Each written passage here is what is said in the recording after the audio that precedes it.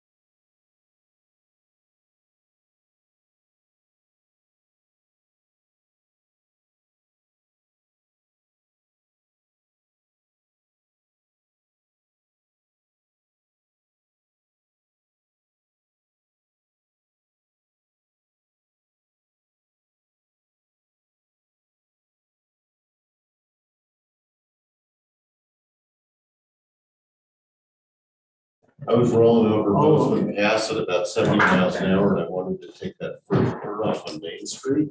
And I That's what she wants. got there a little bit late, and my rig just started going all over the place with that semi right behind me. Hey, John. Yeah. Commissioner. Greetings. How are you, John? Excellent. Hi, Eileen. Brand Hey, new, Joe. freshly minted driver's license in our family. Oh, man. My parents are like this. Huh. Roads were Thank you. perfectly fine all the way down. What? I'm back. Hi, Mike. Yeah. How's it going, buddy? Really? Great. Hi, Dan. Intersections are just. All right. It's a private. Probably, even with the cold, there was a steady line of traffic, I'm sure, on the day with the snow.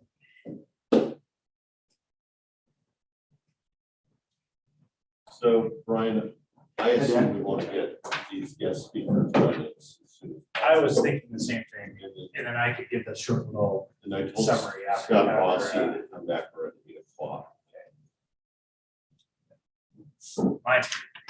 Mine's pretty short, it's just, Yeah. Right. Probably the other day, it's like, real quick, Yeah. real quick, real quick. you earned it. We sell it all.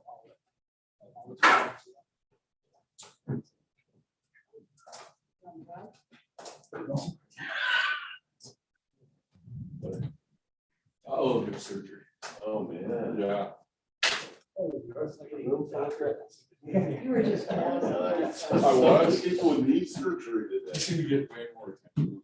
I'm going through something. That's one nice thing about living in Bozeman, we have the best orthopedics, guys in the planet. It's cool, all the skiers. Lots of ways to hurt. Nice. Scott was just telling us he's going for shoulder surgery. Tell him, nice.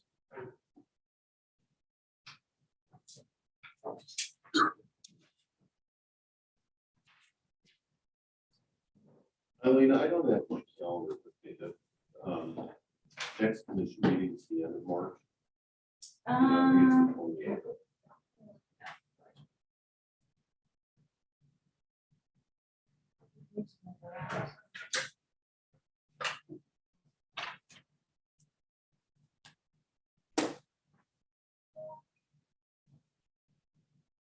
I had a question for you. On tonight, do you want, we've had a little bit of time to kind of meet offline and bat around, so it's pretty early stages though, not commercial. We want to, What I'd look for, if I were you, yeah, I'd be looking for feedback from this group on kind of the big items. Yeah. Do we want to try to regulate weight fishing? Mike. Do we want to? so I brought like the I got dropped. the sort of like scaffolding we've been working on and sort of like the red is it's a work in progress. Yeah, no, I'm just thinking about feedback people want from the workers. Should I pass those out? Yeah. I'd say let's try to hit the high points. If you think about June is kind of the deadline. Yeah. They can go to the commission no later. Yeah, I like, kind of like that. It's very much. You know. So, Yeah.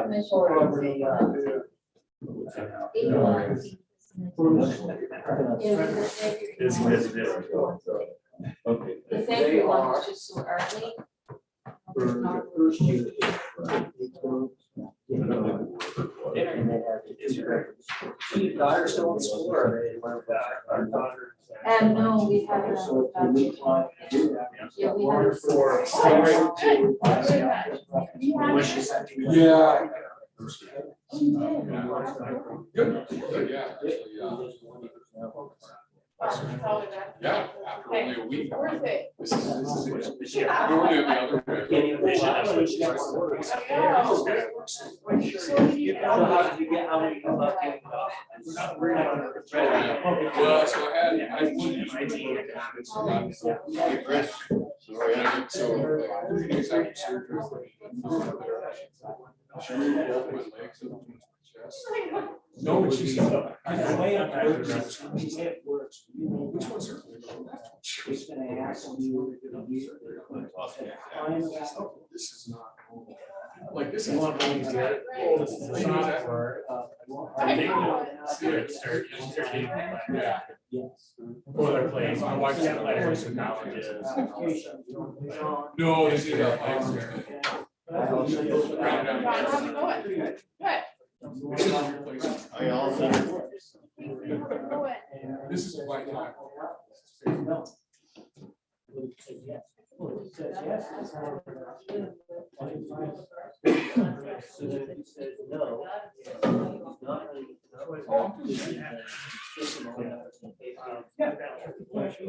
From the. Yeah, we're all ready. Okay, great. And the computer will pick up on that as he answers questions.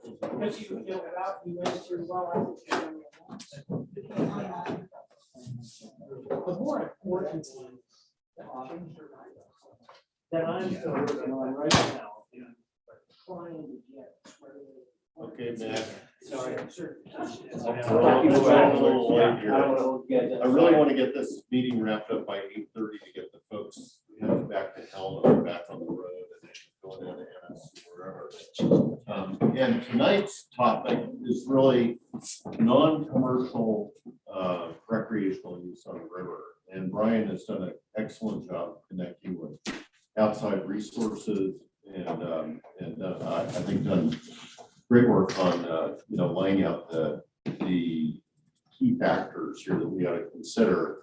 He asked me just a few minutes ago what, in addition to kind of information for tonight, I think the other thing we can do as a group is providing feedback and kind of guardrails. Do we want to try to regulate wade fishing on the river? We just talked about boat angling that we're trying to regulate, tubers, kayakers. Anyway, I think toward the end of this session, we ought to provide you as much feedback as you'd like. And I have kind of suggested to Brian that I think we want to be taking a recommendation on non-commercial recreational use to the commission meeting in June, given that's going to have a pretty long time. And then the other thing tonight is we have Dustin Temple joining us for a dialogue about, what exactly can the commission actually do on non-commercial rec use. I think in the dialogue I had with Dustin, I don't think there's a heck of a lot that the Fish and Wildlife Commission can actually impact, but we'll get into that when Dustin gets on the call. So Brian, I just will say this is our 6th meeting, and I want to thank you all for serving and being here on time, and all of the folks who are tuning in to attend the meeting remotely. That's great. We've got Jim Hart and who else do we have? We have Chris McGrath and Rich Cockle all tuning in tonight from the remote location. So welcome you guys. And with that, Brian, I'm going to turn I'm gonna not just hand it over to our presenters so we can learn from them. So we have tonight checking in Kristen Thrall. She is a recreation manager for the state of Michigan. She works for the U.S. Forest Service, and there are 2 rivers there that have recreation plans that she'll address. And after Kristen, John Kraske, he's with the Arkansas Headwaters Recreation Area, which is Colorado, and will shed some insights on the recreation plan there. So, and I know I see that Kristen and John are already online there. So let's just let Kristen introduce herself and take the floor. Thanks, Kristen. Yes, thanks for having me. My name is Kristen Thrall. I'm in Michigan. I did live in Montana for 10 years, so it's fun to be here virtually. I am the program manager for recreation on the Huron-Manistee, which is located in the Lower Peninsula, and we do have private and commercial and riparian landowner watercraft permits on the Pure Marquette and Pine Rivers. Kristen, would you mind just giving a real quick summary of the plan, like at a high level view of what's, how it came to be and what type of use groups are addressed and how they're managed? Sure. So the allocations were set up in the 80s, and back in the 80s, people didn't have access to watercraft. And I heard you mention tubes and kayaks. Those weren't around. And one of the things. So I'll kind of mention some of the things we're grappling with, and maybe hindsight. But the Pure Marquette Wild and Scenic River plan is online on rivers.gov. I can share it with Brian, but it does a pretty thorough job of the details. But the high level view is, in the 70s and 80s, there were a group of people that were concerned that the river was going to be overused. And there are 3 different segments that have 3 different fishing management. So it's complex. There's a flies only zone, and it's a complex situation. There's 70% private land ownership, 17% federal, and then 12% private. I'm sorry, other public. So we do a lot of work with the Michigan Department of Natural Resources, and work with the partners and the Watershed Council and the anglers. So it's been a collective effort since the 70s and 80s. So the water allocation numbers were set a really long time ago, and we've revised the river plan about 12 years ago. But the private watercraft permits are only about 19%, so just under 20% of the overall allocations, which we are getting a little pushback now because it is definitely more on the commercial side. So our commercial is both fishing and canoe liveries or kayaks. They have kayaks as well. One of the issues that we're seeing is that we made it complicated. So when you look at doing an allocation model, some people look at people, and this forest chose to look at watercraft. So if you look at the plan, or if you look at the permit system, a canoe is worth 2 permits and a kayak is worth 1. It's very complicated. I would definitely recommend keeping anything you do simple, because it's complicated to explain, it's complicated to enforce. But so generally, and I know you are all looking at seasons too. So from Memorial Day to Labor Day, the private watercraft allocation is in place, and then commercial is year round. And the commercial watercraft, the commercial entities are restricted to a watercraft per day, as well as what we call priority use in the Forest Service. So it's people times boats. So some might have 2 watercraft a day, maybe 500 priority use days. So they could run, 250 trips with 1 passenger, 1 client, for example. So it is complicated. I recommend making it simple. And then, of course, adaptable. One of the positive things that they did, the hindsight, is they did what's called an adaptive management plan. So they had triggers in place that they would monitor.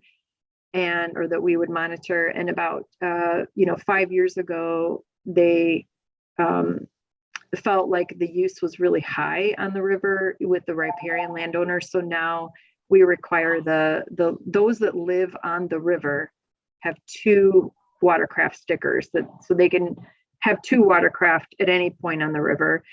And so now they're turning in use. So I would advise what we call adaptive management. So if certain triggers come into play, you can implement something without having to go back to the drawing board. Because I wish we would have been a little bit more adaptive with the numbers, because it is somewhat restricted. Some of the locals don't love it that don't live on the river, because they are restricted at how many times they can go out on the river. That's a big picture view. I will say one of the benefits is there are a lot of people that have worked together for a long time, and we're hearing now, that they're happy that the restrictions are in place, because they're seeing what other rivers, what's happening with other rivers with tubers. The Pure Marquette really it's a cold water river, and it's also woody, so tubes pop pretty easily. So that we're not seeing that big of an issue there, but we are on the other rivers, like people are tying tubes together and floating down. And so it is restricting some of the use for other people. So that's a big picture overview. Kristen, can you talk a little bit about how capacities are set, or what the capacities are, and then how the plan manages capacities to stay within capacity?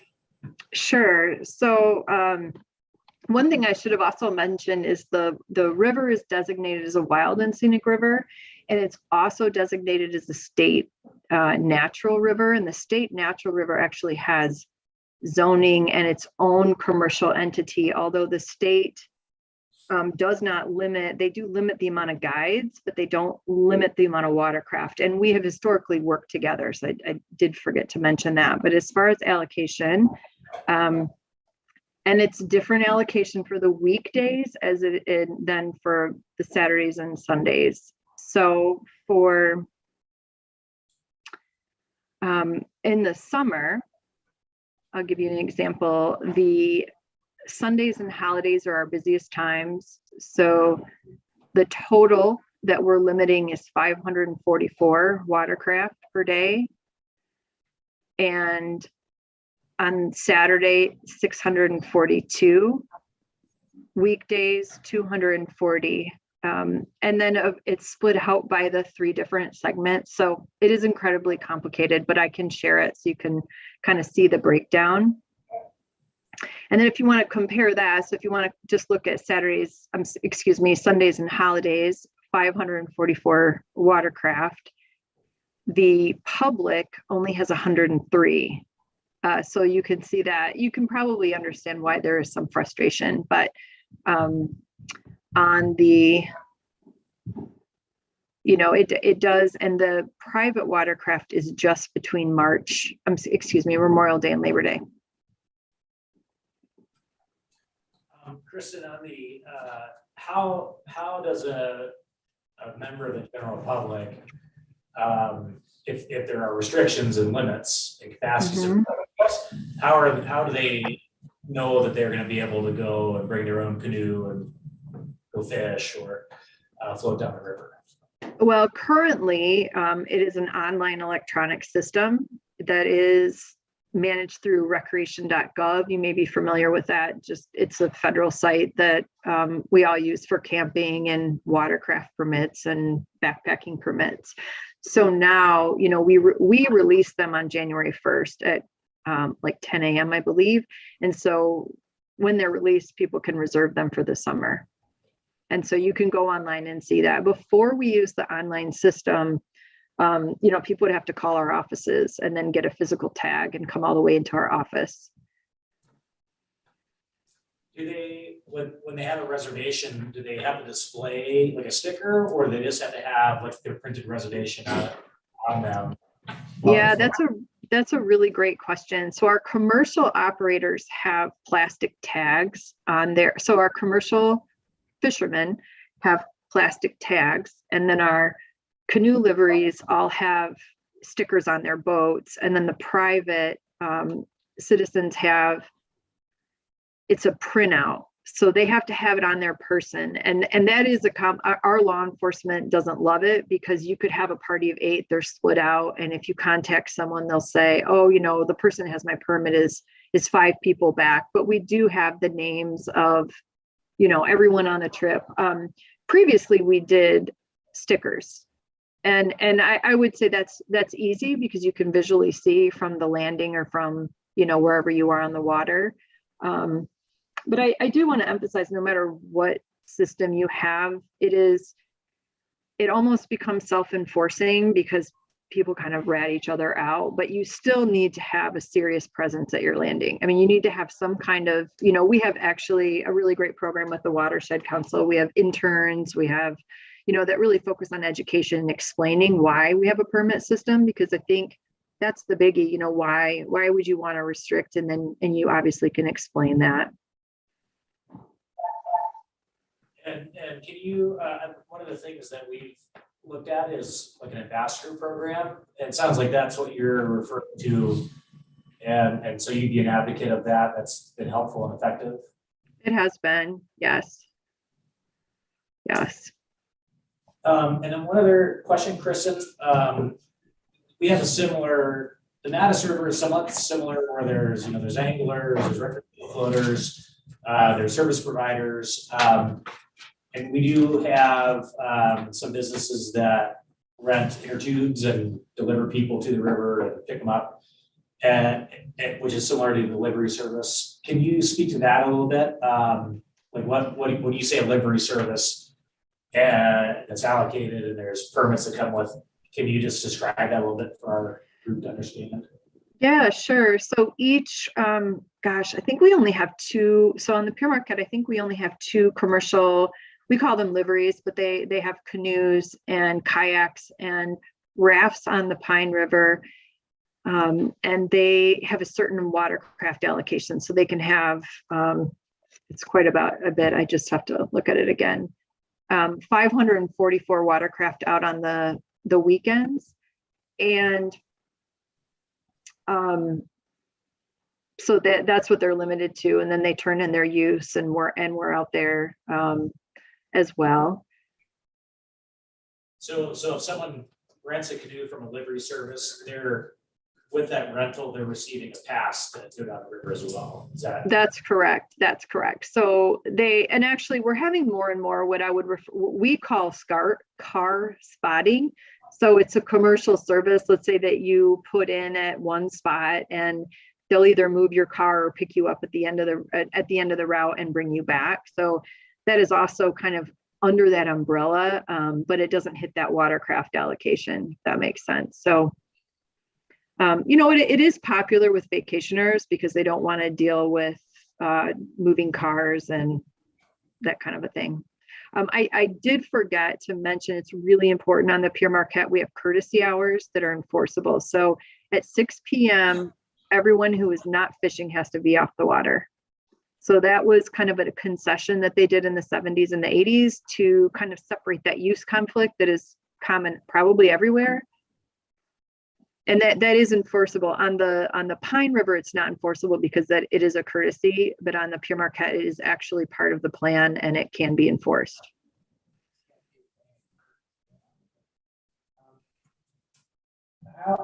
So if there's 544 watercraft, how long is that section?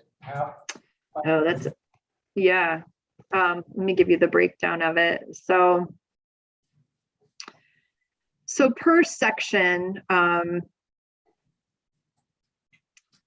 there are, you know, about 200, well, 223 in it's called Forks to Bowman Bridge, and the upper branch to Walhalla, it's 150, and that is the flies only zone. Gosh, the whole river length is 70 some miles. But that stretch that's really popular is about 15 to 20. Pull my float chart up.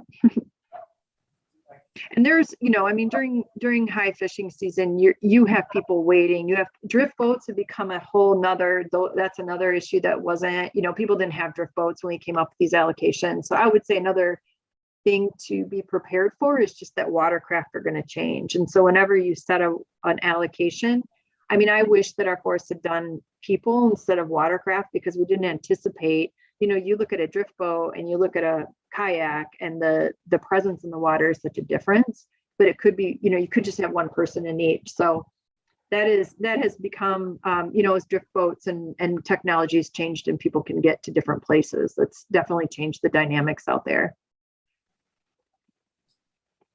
I have a couple questions. One is, do you know how they define the carrying capacity? Like how did they decide what those were for each group? Yes, that's the golden question. And in the 80s, what they decided to do, and so we did partner with Michigan State University, and we did a lot of public meetings and we did a lot of surveys back then.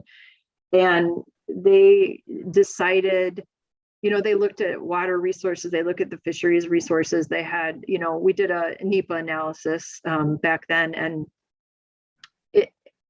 they said, it was determined that they didn't want use to get any bigger than what was already out there. So they took all the allocations of what was already being used by the commercial guides, and that was kind of their set allocations. And it was kind of a, we don't want it to get bigger than this. This is what's happening right now scenario. I don't know, to be 100% honest, I don't know if we could really do that now. And we have other places on our forest that I would say we're not necessarily looking at a permit system, but we're doing that data collection for capacity analysis, just collecting, how many people are out there, what kind of watercraft are they in, what are the use patterns? I mentioned earlier, we're seeing a ton of use in our shoulder season. So, and I know, Brian, you mentioned that you were going to you were looking at that as well. So kind of adapting, if you're starting to see huge use in, let's say, October, having something that can fluctuate with that instead of having to go back to the drawing board. But I mean, that is a tough one. I mean, that capacity analysis takes, you have to take the data and all come to consensus of what that limit is, looking at the recreation opportunity, looking at the fisheries and all your other, resources.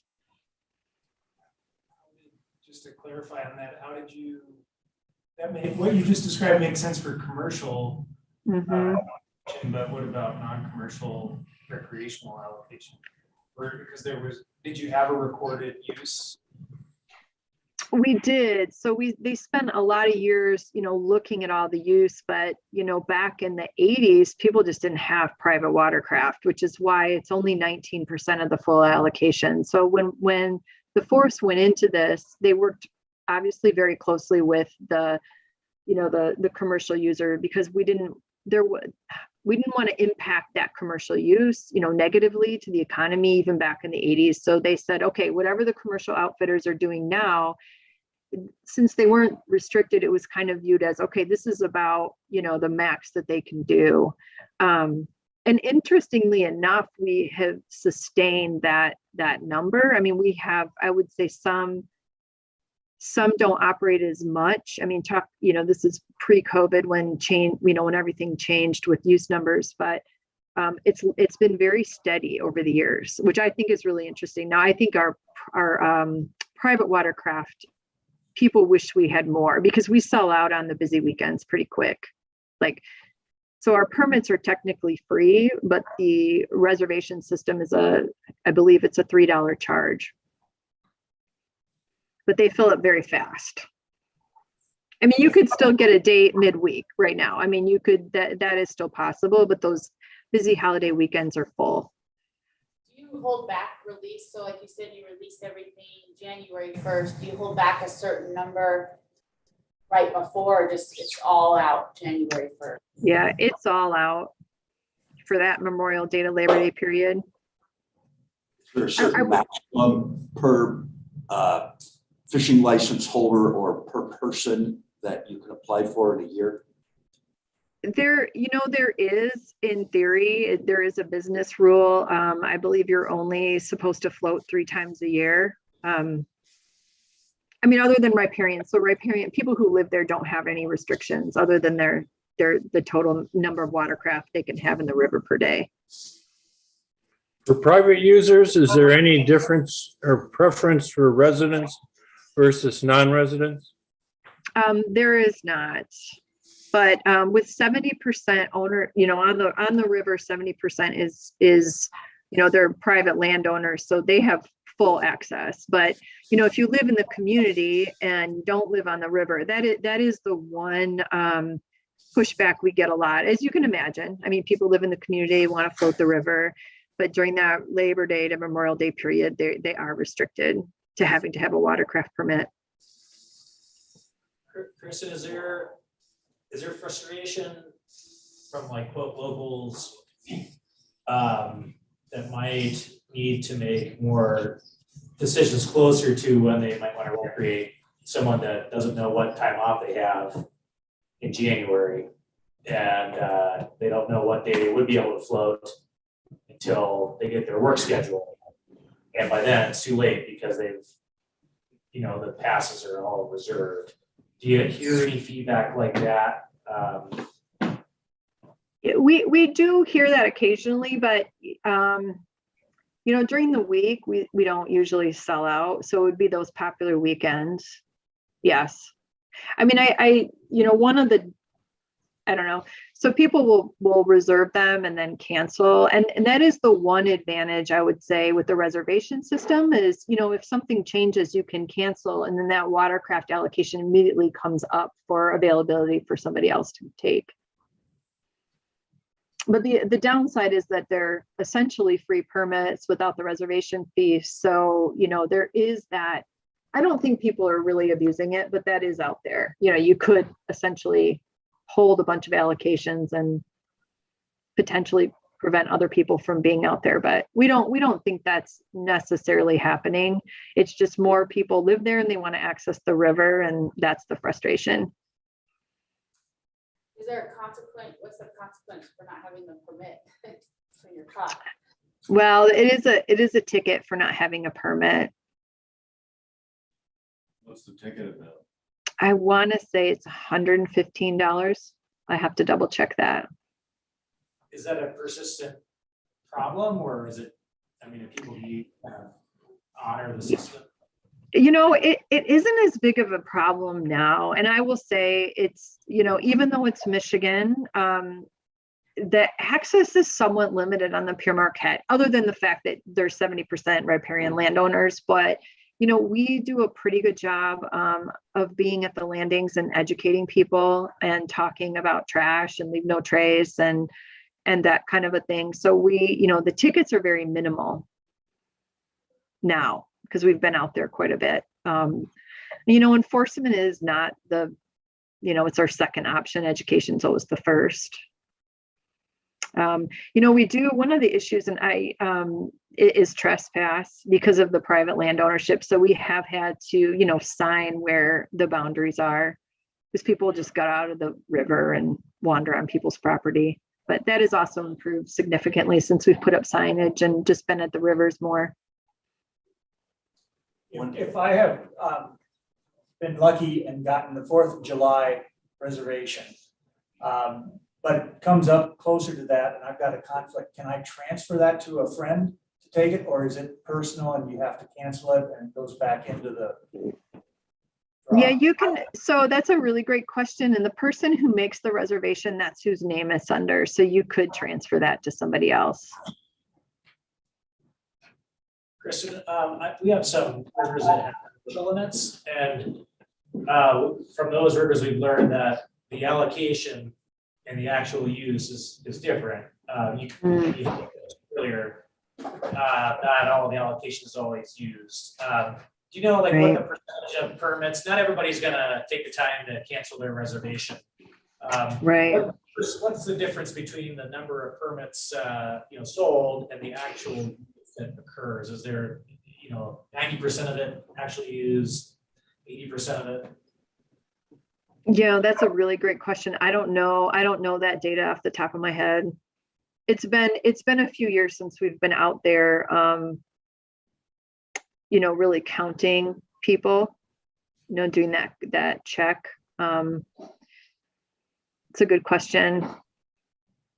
I can get back to you on that. I know the river managers would know that answer.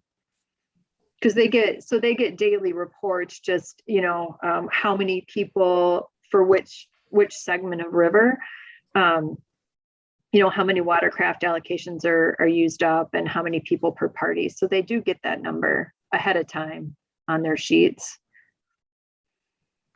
How are the Yeah. levels for the triggers set?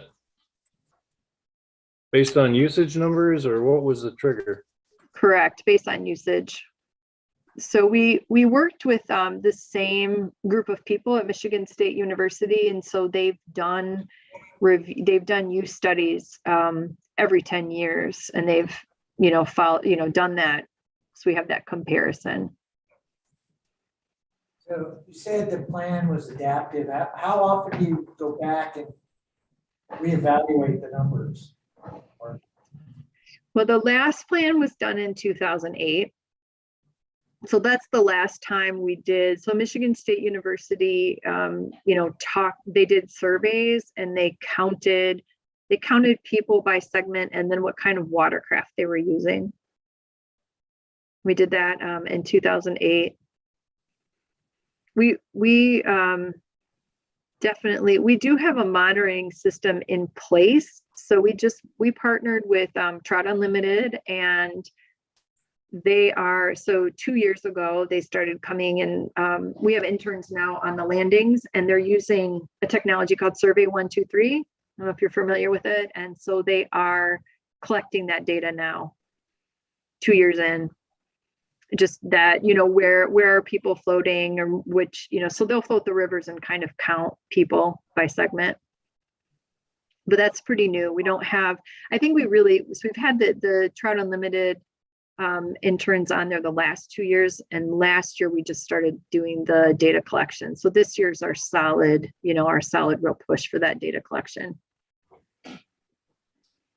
When you're granted a non-commercial permit to float the river for the day, is it a particular segment, those 103 permits, you have to put in a particular launch, or can you float on the river anywhere you want?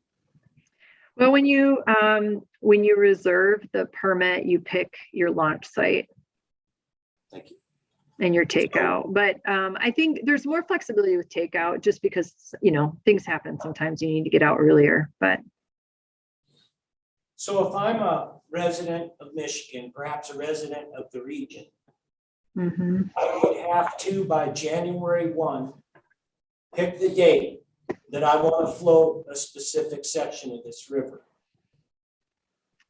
Correct. If you want to travel between Memorial Day and Labor Day on a holiday weekend, yes. I actually didn't look today, but we do have a lot of availability during the week. We rarely, quote, sell out during the week, but yes, that is, if you wanted to go 4th of July weekend, you need to be on recreation.gov right away on January 1st. But during the week, you could show up, or you could check and say, well, there's some availability, let's go. That's correct. That's correct. Now, and that has even remained steady during, we had a huge push. So just for some perspective, in 2020, the state of Michigan shut down all commercial operations on the river for COVID, but just for a month. But then that was it. And we've been open. So we had a lot, we didn't cancel reservations. We didn't have to do any of that.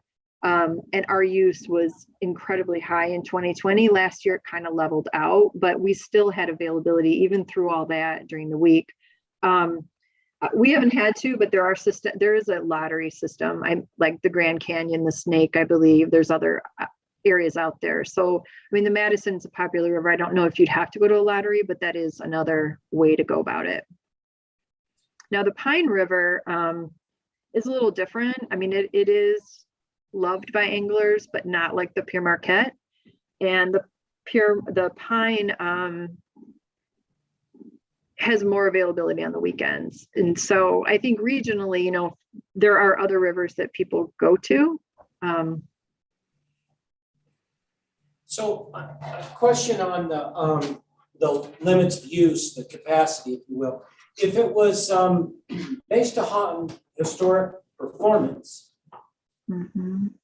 I don't understand how you end up with a whole bunch of days during the week unless it was underutilized at that time. I mean, extra days, you would have thought a system designed on historic use 20 years later would have exceeded the limits that you might have put on it back then. How did that happen? Yeah, that's a great question. I think that's a great question. I don't know. But is that just, I think I need clarification, so your commercial use, is that limited by permits or days, and was that based on historical use, and are those, is that use at fuller capacity than just the private? Yeah, so that's a great question. So commercial use, when we put the permit system, we didn't restrict the commercial users at all when we put that permit system. And 20 years, 30 years later now, we follow the Forest Service special uses system, which is, people, so the commercial users turn in their use and they are restricted, or I guess limited by two different factors. One is watercraft per day. And that's the big one. I mean, that's our whole allocation model is built on watercraft. And then the secondary is what's called the priority use days. So any of your, if you operate on federal land where you are now, on the Forest Service or hunting, it's that same system. So it's priority use, which is people times watercraft. So they'll have an annual limit and then they'll have a daily watercraft limit. What I find interesting is, some of the guides, well, now we're 30 years into it. So some of these guides are now changing hands, they're changing ownerships, and some guides are better than others. I mean, some could use more than what they have, and some are not hitting their allocation. And so what we do what's called a use review, and we look at the numbers and we adjust them as needed, basically. It's a very short version, but it's spread out over the year. So I don't know if that answers your question, but it was based on historic use, but you have some that are doing better and some that are doing worse. And overall, we're still not exceeding that overall capacity, that commercial use capacity. The private side is the one that, we never really, obviously in the 80s didn't know how popular, how cheap and popular watercraft would be. Is your commercial use mostly rentals or an outfitter getting in the boat and taking passengers down the river? It's both. The fishing guides, so the guides are way more popular. I mean, it is more of a fishing river than a floating river, but it's so we have both. We have fishing guides, and then we have the canoe liveries. We call them liveries here, but canoe and kayak operations. Kristen, can you speak a little bit again? You kind of hinted at it earlier. There's some other rivers in the region that don't have recreation plans. It's an obvious difference in what the recreation looks like on a river in a region that has no limits or no recreation management versus the Pine and the Marquette. Yeah, we're noticing that difference. So on the Huron Manistee where I work, we have 5 wild and scenic rivers. Out of the 5, 2 have private watercraft allocations, like we've been talking about. The other ones do not. They don't have any restrictions as far as private. They all have commercial limits, but there are a couple rivers that are becoming big party rivers. So the Muskegon River is one of them, and it's just becoming, they refer to it as combat fishing and combat, floating. So I think, now a lot of our land managers and a lot of the state managers have said, we're glad that this river doesn't look like that. But the Asable River is an example of one that's, very popular. There are 5 dams on it, so the fishing is completely different, obviously, and it is not as popular with anglers and fishermen. It is still fished, but it's not as popular as the Pure Marquette. And we have spurts of use. So holiday weekends, we might have a lot of tubers, but it's not consistent use across the summer. And the monitoring that we've done, which, we have a lot of data on water temperature, water quality, just because of the dams and all the things that they're required to do. We're just not, and we did the same use study, they're just not triggering that need for private watercraft. But they are, the Asable is a wide, slow, windy river. You can get in it in a tube and float. So it's a little different. Whereas the Pure Marquette's a little narrow. It feels more like a Western river than the Asable.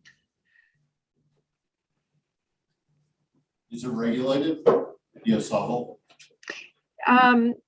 We don't have private watercraft permits, no. But the commercial guides there are not hitting their allocations. Because it's definitely a tubing river. So the Asable is a tubing river. You can buy a tube for $5 and float and for free. Kristen, just to be super clear on the Pure Marquette, do you require permits for weight fishing that you refer to as riparian fishing? So if you own property, so the Pure Marquette River is 70%, private in holding, private. So everyone who lives on the river gets 2 stickers per year to put on their watercraft, and they have no limits. And we do ask them to turn in their use because we're trying to look at the big picture, but they are not limited at all. And fishermen who wade, they currently are not restricted because they don't have a watercraft. So that's another factor when you are looking at creating limits of any kind. What does that limit look like? I heard you talk about kayaks or tubes, and that's something that's really important to look at. What do you want to restrict? Do you want to restrict total number of people wading, floating, or do you want to restrict watercraft?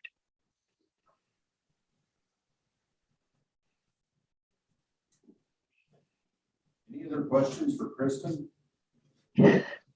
Kristen, I assume that the transfer of your priority use permit is pretty standardized across the nation. So if an outfitter wants to offload his business, there's a consultation with the appropriate management authority, and we don't sell use days, but in fact, we do a wink and a nod and move the permit over. Is that correct? Yeah, it is the standard process across the whole country. We've put in some pretty strict rules. We used to have like one guide. I'll give you an example. We'd have one operator with 2. So we allow our fishing guides to have employees. So you could have an outfitter that has, 2 employees. So they have 2 watercraft per day.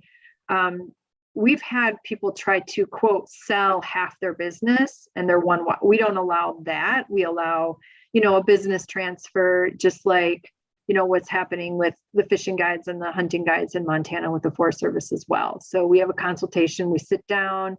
In fact, the only screening we have had to add screening criteria on the Pure Marquette. So if someone is buying a business and then therefore the permit would transfer, they cannot have any natural resources violations.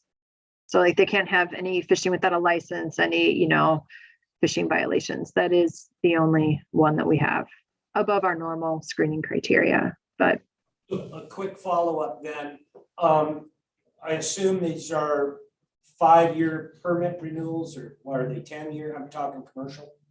Correct. So they're 10-year. If you're brand new and you've never operated before, it's 2 years, and then it extends to 10. And the use it or lose it provisions apply in there. So you would, at renewal or permit review or renewal, you would evaluate the number of days it had been allocated, the number of days they actually used.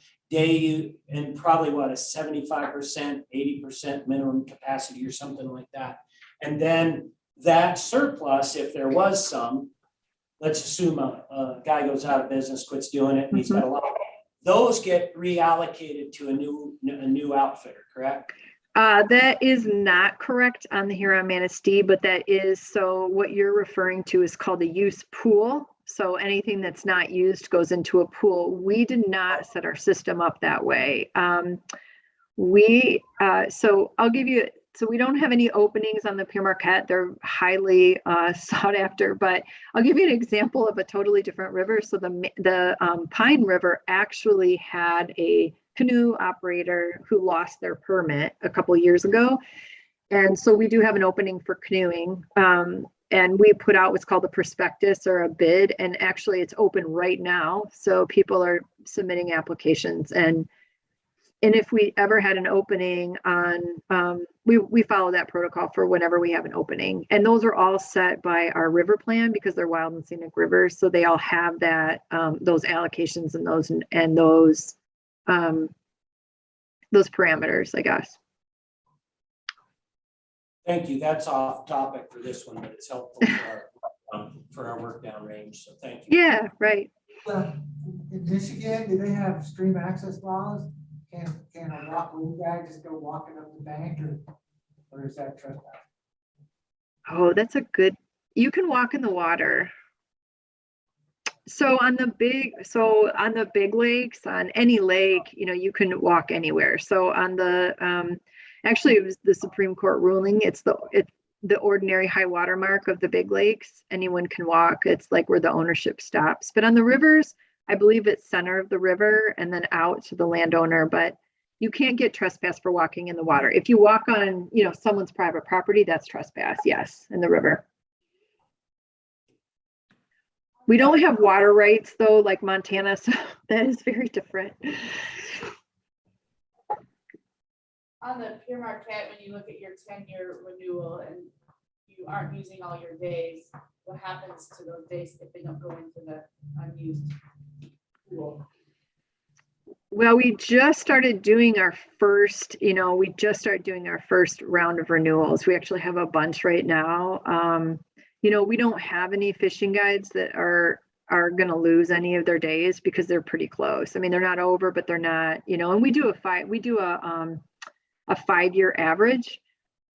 So we have had a canoe. So on the White River, which is near the Pier Marquette, and it's a designated study river for wild and scenic. We had a canoe operator try to sell his business and no one opened it. So it's open. So if anyone came to us and said, hey, I want to operate on this river, they'd get a permit. We do have that situation. But our fishing guides are pretty active on that river. Out of that 5-year average, is it, you have to use 80% of them, 90% of them? Is there a set percentage where you lose it?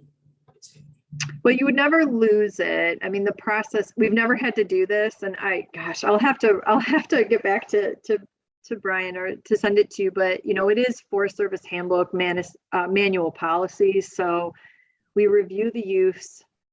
If it's below, I want to say 80%, but don't quote me on that. And then, but it is an appealable decision. So we do go out to our, if that was, we haven't had to do that because everyone is just really within that range.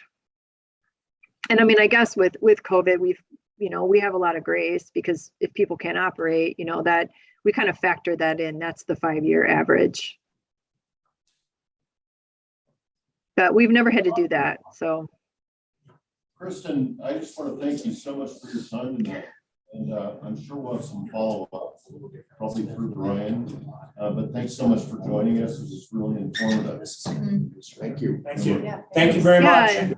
Yeah, you're welcome. Good luck. It's definitely not an easy process, but and like I mentioned, if you go to rivers.gov and you look at Pier Marquette, the full corridor management plan's on there with all the allocation numbers and kind of the history and how we got there. if you, I do have the environmental analysis that went along with that. That's not on rivers.gov, and I can pass it on to Brian. So that really digs into, some of those capacity numbers too. So, but feel free to reach out and ask questions, and yeah, good luck. Wish you all luck. It's an important but hard job to look at that. Thank you very much. Brian, do you want to introduce our next speaker? Yep. So the next gentleman who is going to provide some insights, his name is John Kraske. And John is with the Arkansas Headwater Recreation Area. So Kristen, who just spoke, the rivers that she addressed are wild and scenic rivers. So in those situations, the federal land managers, either the BLM or the Forest Service, have jurisdiction over recreational use on the river. And the Arkansas River in Colorado, while there's federal lands, very similar to Madison, Forest Service and BLM lands, it's not wild and scenic. And so in Colorado, I think there's some interesting parallels. What they've done there is had an active legislation at the state level called the Arkansas River Recreation Act, kind of like our Smith River Recreation Act, which allowed the state to manage recreation on the river, collect fees, and then this Colorado Parks and Wildlife, who John works with, went into a cooperative management agreement with the Forest Service and the BLM. All of them are land managers along the river.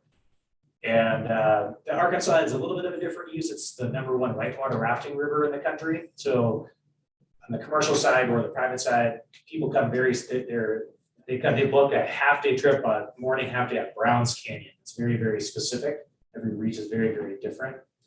But there's some really interesting parallels, and I'll kind of turn over to John to give a background and then have some Q&A. Thanks, John, for joining us. Yeah, thank you, Brian, for having me. I'll introduce kind of my background history. I started working for CPW in 2004. I was a permit holder for photography back in '89 with the Bureau of Land Manager that managed it. And that transition from BLM to having Colorado State Parks manage it was that legislative declaration, the Arkansas River Recreational Act. And the reason they did that was the BLM wasn't managing it. We had 86 commercial outfitters. People were launching from private lands that weren't paying into the system. So when they made this act, it started, the jurisdiction is the authority of the surface of the water, which is a big point, not the lands, but the surface of the water. Of course, we're a 152-mile long river from near Leadville to Lake Pueblo State Park, 102 miles of gold medal water status that was achieved in 2014. We have a citizens task force when we made the management plan to sit at the table, and they include anglers, commercial permittees, landowners, water users, government, environmental interest, and then we added some outdoor recreation to that, which they meet 5 times a year, and we discuss issues that are current to that management plan. And our management plan is dynamic. Yes, it is complex. I don't say it's complicated, I say it's complex, but it's dynamic. And when we just finished up our management plan in 2019, we're supposed to revise it every 10 years. So we're in our 3rd revision of that. Where we're able to change our capacities. And we do live by vessels for the water use, capacities per day. We have 6 segments in that 6 segments, we have 16 sections. And each of those sections were determined capacity with all those players at the table then, primarily the commercial permittees and the private boaters, on determining the resource. So some sections had a higher capacity for whitewater boats. And then where there's sections for the resource for back then, it was walk and wade fishing for the concern. We have a lower capacities. During that capacity table also, there's an in-season and an off-season. And that isn't always by that Memorial date to Labor Day. Some of the sections are into the earlier, when the runoff is at July 15th, that's where we concentrated for the walk and wade and reduce the commercial and the private numbers. Private numbers and commercial numbers are, if you take the totality of the in-season, off-season, year-round, they're pretty close. They're around 2,300 boats per day per section for the in-season, and another 2,300 for the off-season. We do have the launch windows from 8 to 3:30 for commercial boaters. Private boaters don't have a launch window. In that sections, also, we do have what we call a safety boater exception, where we allow more boats for the purpose of providing safety to that pod. We also have a whitewater open boating zone, and those are primary where the municipalities, Buena Vista, Salida, Canyon City has a stretch of water there that you can put your vessels on there and go down to in the play park and then carry it back up and go over and over again, that they're not limited by the capacities. So my title is the Rationing and Agreement Coordinator. I'm the data guy. We do collect all the commercial trips, boating, walk and wade, biking, climbing, all those come in at the end of the season. And that's where we'll take those numbers and then see if it does trigger a rationing day based on the capacity for that section. And then the following year, we'll redistribute who gets what out of a 5-year historical use. So it can be, again, dynamic in the sense of run it, loan it, or lose it. We have a program that is a 24/7 platform, ahraoutfitters.org, where the outfitters can choose to loan their boats to a pool or loan it to another company. It works really well that way. So if that outfitter doesn't have the demand that day, or if there's conditions dictating there's no demand, weather, water, forest fires, what be it, we have that functionality that they can loan their boats 24/7 and maintain that historical use. Private boating, we haven't got into permitting yet. We've gotten real close. We do our private boating counts by the photographer. We have sections like Browns Canyon. We have a photographer, commercial photographer, that's taking pictures of everybody in that section.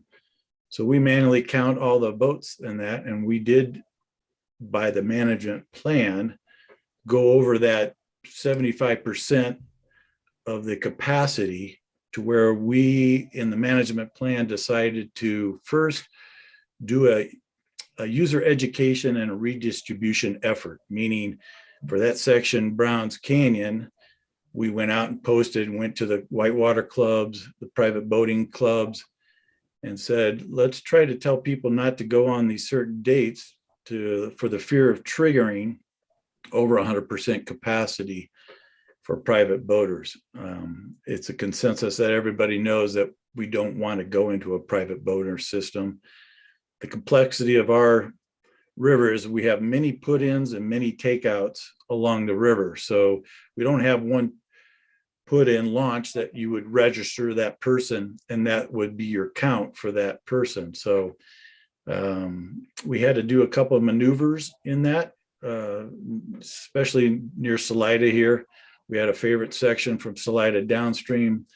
Again, beginner boaters, easy water.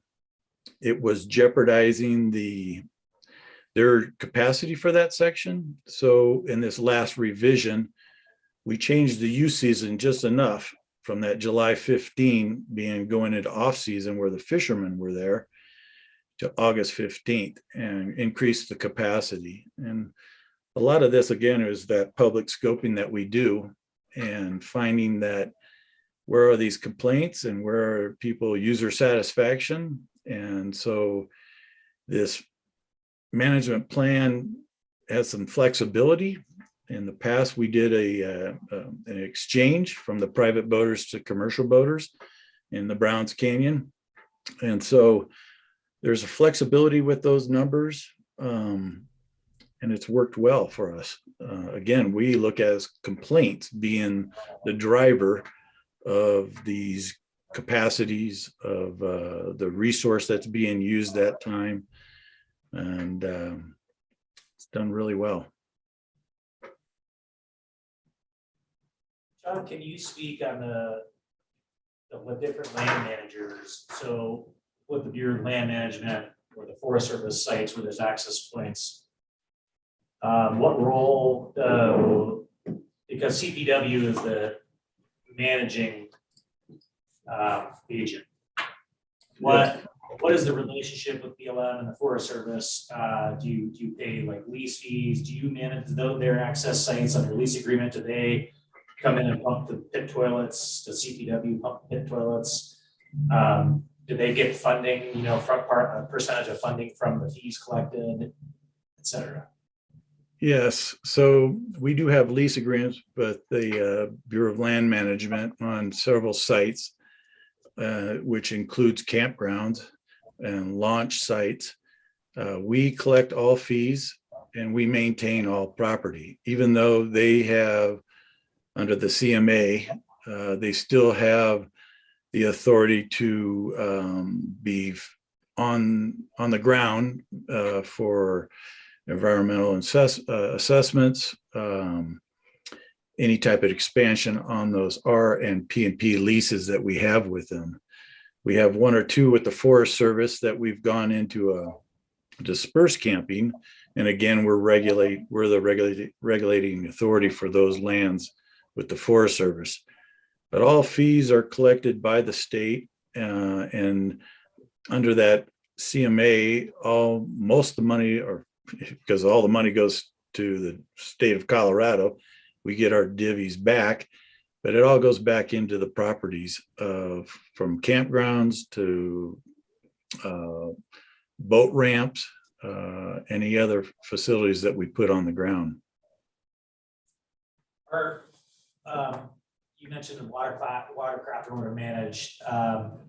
Is there any, the wade fishing anglers pay an access fee if they're in the recreation corridor? Are commercial wade angling, is that have a capacity, or is that allocated? No, we don't have, of course, if they go into one of our fee sites, they'll have to pay a parks pass to get into, park their car and then walk the lands. We have 13 to 16 state wildlife areas that we manage for the wildlife side. And again, that's free public access. Of course, I manage the walk and wade. There's 15 commercial outfitters. And we collect the fees off their total gross receipts on that as 5%.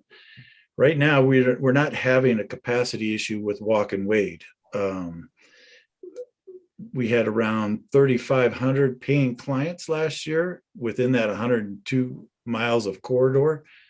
We're seeing some pressure on the upper reach because we're getting from the neighbor counties, from Frisco, Summit County, Vail County, that are coming over, bringing their clients to that section of the river just because it's a easy access, good fishing, again, gold medal water status. So we're seeing a little pressure there.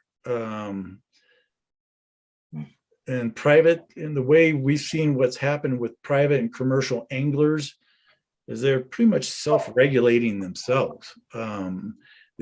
If you go to your favorite fishing hole and somebody's there, well, there's another one upstream that they'll go to. So we're not getting to that point yet.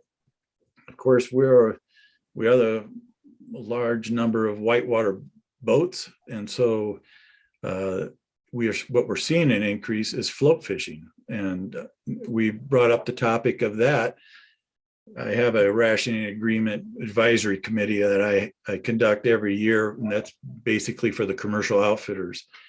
And one of the concerns now is if I was a float fisherman outfitter, what's my client's user experience is getting diminished if there's 5 to 10 boats in front of me, commercially or privately, fishing, not necessarily kayaking or whitewater floating. It's that vessel that's fishing in front of them. So of course, as we have a mechanism to control that in the sense on the commercial side, if we want to go that route. Right now, it seems like they're working with each other. If an outfitter says, I'm going to go to the section Big Bend down to Salida, well, we're regulated by the rationing days, but we're not hitting that many days going over that capacity. And that's mainly off season, that shoulder seasons. But they tend to work with each other also. They tend to say, if they go out there daily going, just let me know where you're at so I can shift my trip. We have plenty of sections to shift their trips. So we haven't reached that point yet, but there's starting to be a concern about that. And it's mainly, again, private boaters that are float fishing.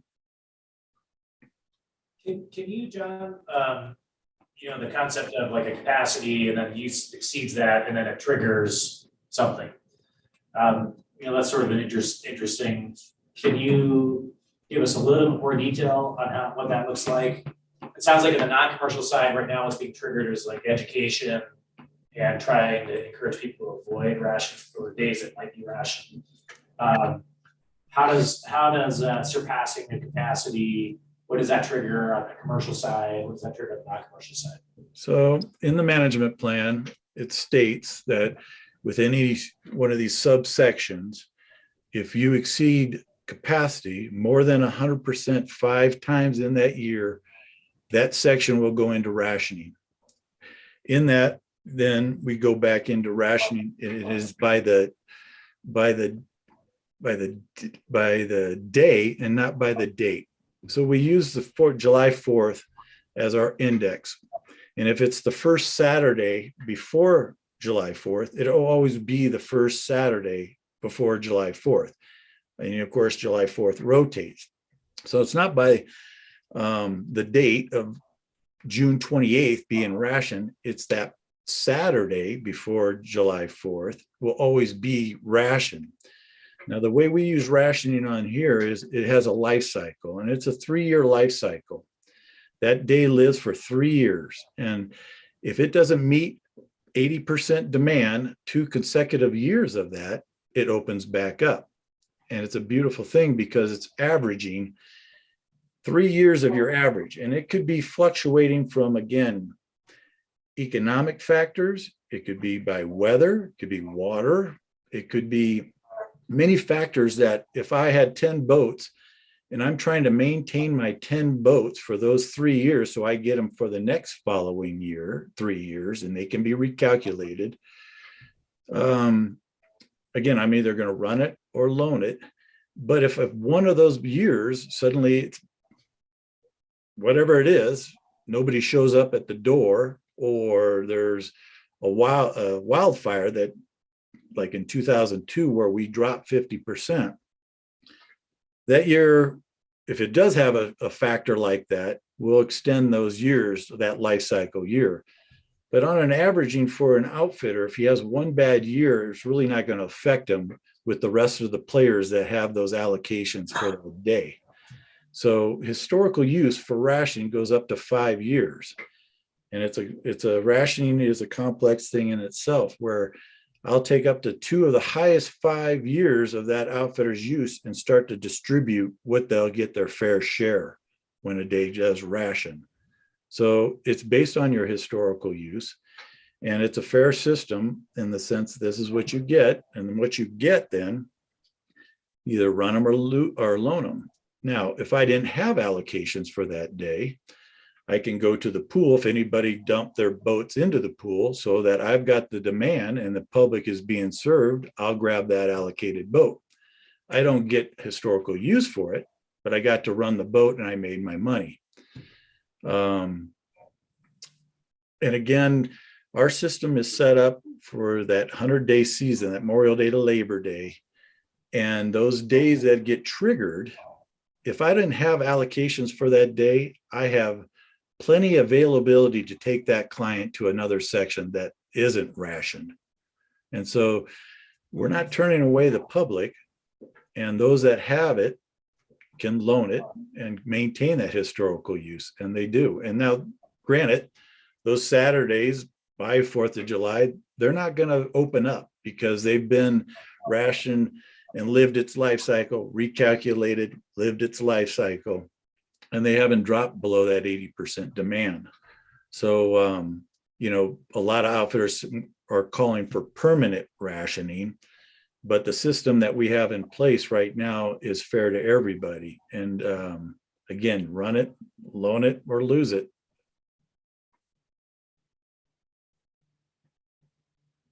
Commercial outfitter, what's their fee look like for impact fee or? Are you asking their fee that they pay to the state? Yes. They pay a 5%. We also have a 0.25% that's considered for the water. We're very fortunate on this river. We have a voluntary flow management program that runs from July 1 to August 15th. And we're working with other water users and able to keep 700 CFS in the river until August 15th. And of course, the state, we buy water. We buy mainly the evaporative cost of water. So if we run water up from Twin Lakes and we want to run the water down to Lake Pueblo, we're basically paying for the evaporative loss of that water. Now we're on board with Pueblo Water, Colorado Springs Water, who sits at the table, and when they want to move water, they work in conjunction with us when to move it for the purpose of keeping the recreation going through that prime tourist season, that July into August 15th. And once we hit to that August 15th, the management plan, the voluntary flow management program says, now let's focus on the fishery. Let's reduce the water to native flows. But if we go so far below that water flow of 250, let's use some water to put it back in for that period of spawn and what's going on in the fall. So it's a win-win for everybody. Everybody sits at the table for this water and how it moves, and it works really well in conjunction with everybody. John, can you give us an idea of how much of your commercial use is oriented towards recreational rafting versus fishing, for example? Yep. So this last year was a record year for HRA commercial outfitters and boating. They put down over 256,000 people with a total gross receipts of 22.5 million. There's a record year. They went from 16 million to 22 million this last year. Walk and Wade, like I said, there was around that 3,200 people.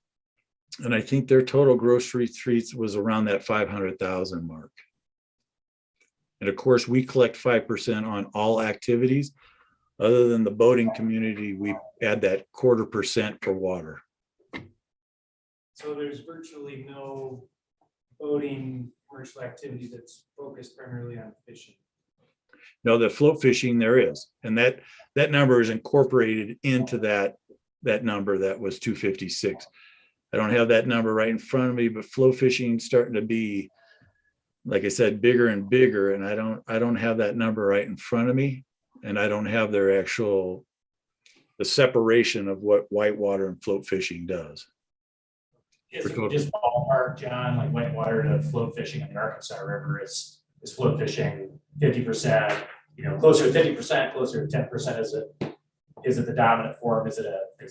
I'm going to say it's 10 to 15%.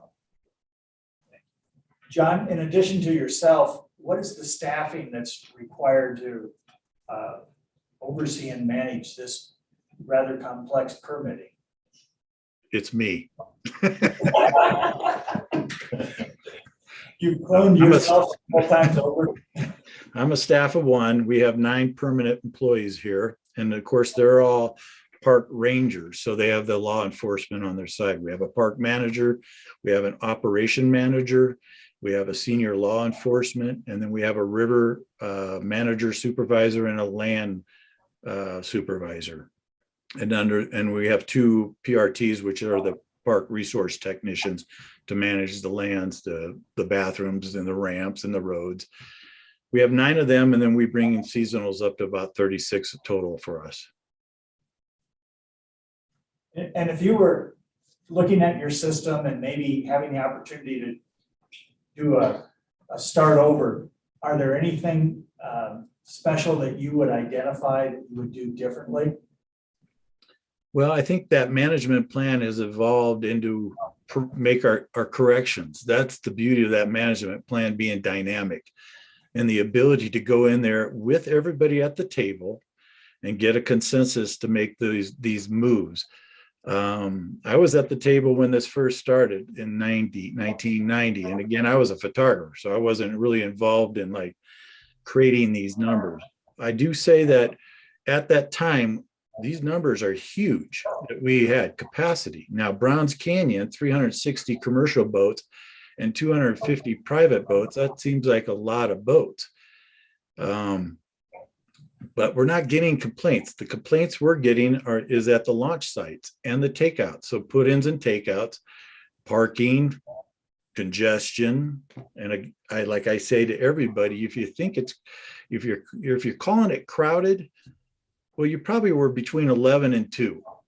But if you were out there at 8, 9, 4, 6, you probably didn't have an issue with anybody else. So it's a congestion of certain time zones. And we look at that too. We look at, should we change some of the launch windows for these? We haven't gone there yet because, again, it's been self-regulating. When a commercial outfitter knows that those zones between 9 and 10 is where all the commercials are putting in, well, that private boater knows he's going to put in at 10 or 11 and then avoid those crowds. So it's worked really well in that aspect. I heard you say you've got a commercial launch window from 8 to 3:30 or something like that. What are you trying to accomplish with that? Well, again, back in when this was first set up, and again, the majority of when we set this up during that Arkansas River Act, and we chose to go with vessel rather than person, landowners were the ones that were most concerned. And they didn't want these hours to extend beyond 3:30. And we took into consideration too, the anglers who like to be out there during dusk times, that they're not being bothered by the commercial outfitters. So those were just pretty much standard business saying, look, this is your primary business time zones. Are you going to put somebody down at 6 o'clock? Well, we do have an exception for float fishing. It's called after hours float fishing, that they can launch outside those windows. Those numbers that's in the management plan, those numbers haven't shown to be an issue at this time. But again, it's there to, we say, if we need to start controlling those after hour float fishing vessels, we can. And John, so I actually used to guide in Arkansas in the early 90s, and I was maybe one of like 4 float fishing guides on the whole river at that time. So, but it was the #1 whitewater river in the country. So early on, the massive amount of use that pushed the need for recreation plan was driven by whitewater rafting. So that 256,000 people, are they like 10 people in a boat kind of? No, it's like usually like 5 It's a not guy. food. It's not food. It's like a 6-pack is a big, it's not big enough for everybody running like 8, 9 loads. 750. Yeah, but But yeah, most of them are like 14-foot rafts is the most common, and sometimes a little smaller, but 14-foot raft is kind of the common commercial boat.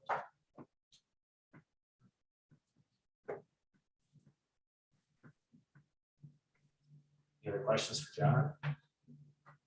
John, thanks again. Really appreciate it. I know it's a busy time of year for you, so thanks so much. Yep, and again, all my information lives on that cpw.state.co.us under the Arkansas Headwaters Park. And in there, under those tabs, my numbers are under the river outfitters. And I just posted some of them, and I track everything. I track per section, per month, per weekday. I track everything. Data is king in our world. And then also under publications, that's where you'll find that there's that Arkansas River Management Plan. And that's got a wealth of information. It's a document that's 250 pages long, but that boating capacity tables there, we went through, again, this last revision. As you read through it, you'll see what the proposed was, alternative 1 and alternative 2. And those are how we tweaked it with our public scoping to get to our finally proposed. So a lot of good information out there, and I wish you guys luck too, and maybe I'll come visit you. Hope you do. Oh, work for us, please. Thank you very much. Thank you. All right, thank you guys.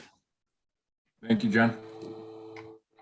We're going to turn to Dustin Temple now. Dustin is the Deputy Director of the FWP. And Dustin, are you on? Yes, sir, I'm on. Great. Hey, thanks so much for making time for us tonight. No problem, Commissioner.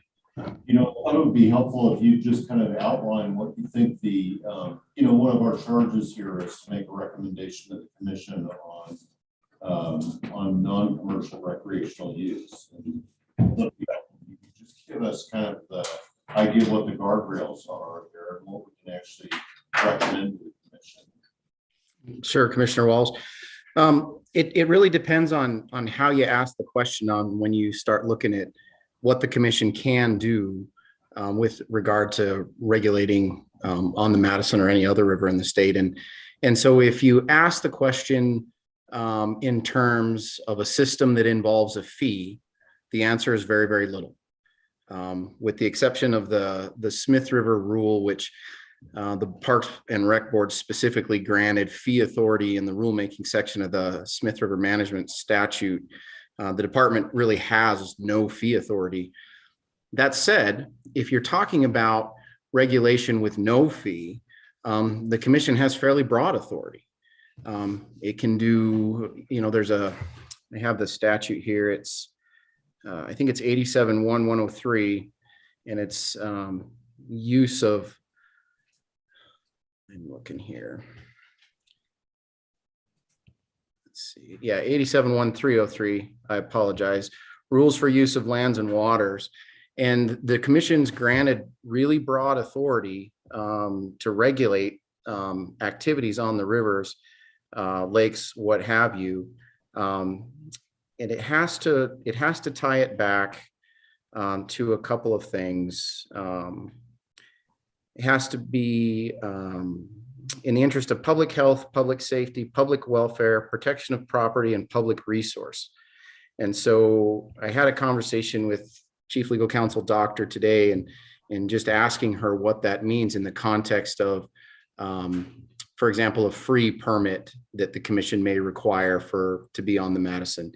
Commissions recently required a free permit to participate in the spring snow goose hunt, for example. That permit is out there for the purposes of data collection. It is a requirement to participate. And if you are participating without a permit, you'd be in violation of commission rule and subject to citation for doing that.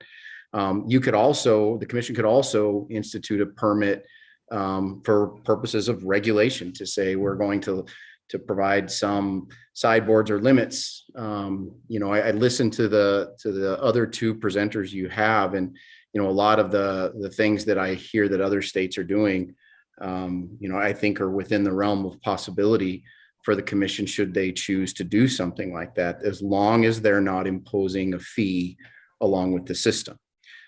Legislative intervention is required if there's any fee contemplated. Again, the Smith is a real anomaly, and it's one of the very, very few places the department or the board or the commission has any real fee authority at all. So that's a high level answer to your question, Commissioner, but if with a fee, pretty constrained, without a fee, fair amount of latitude. Repeat the regulation number you were reading. It's the code is 871303.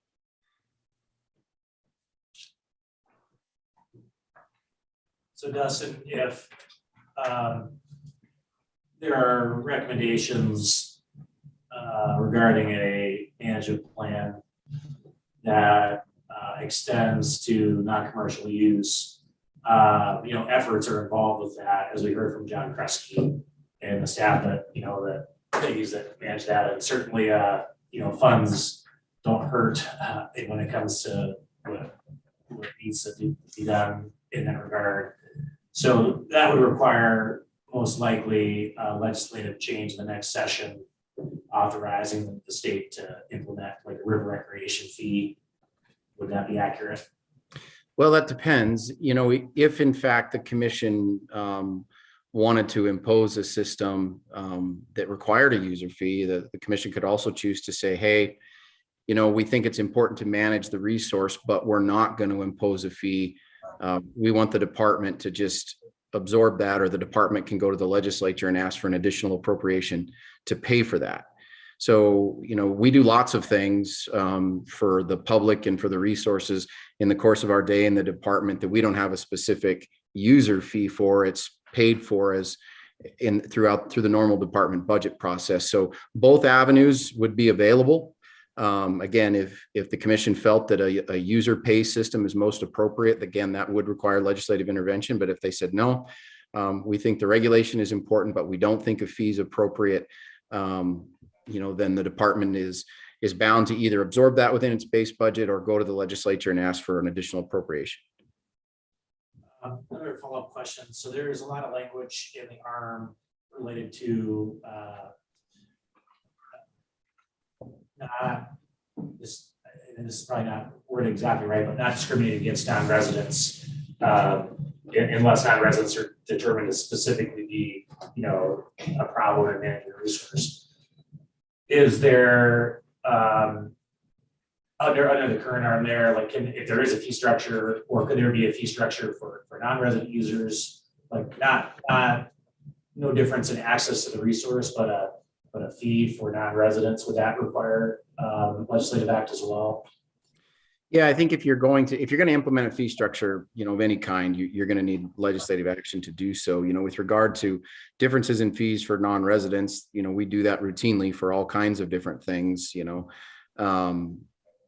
But yeah, anytime you're talking about a change to a fee, again, outside of that narrow window that is the Smith River, you're talking a legislative action.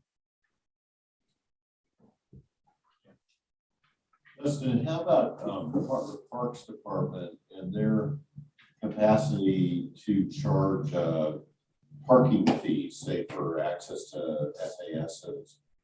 I know they currently charge camping fees.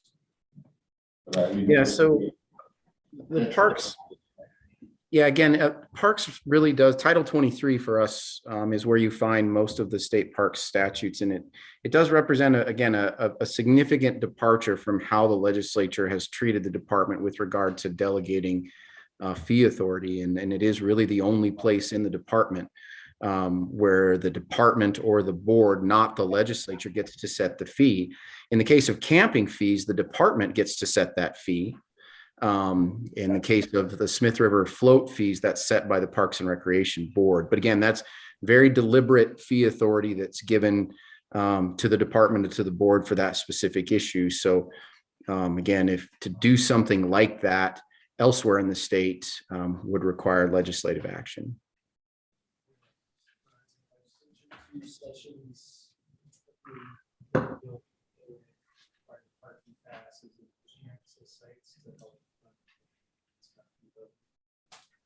All kinds of wild negotiations and iterations.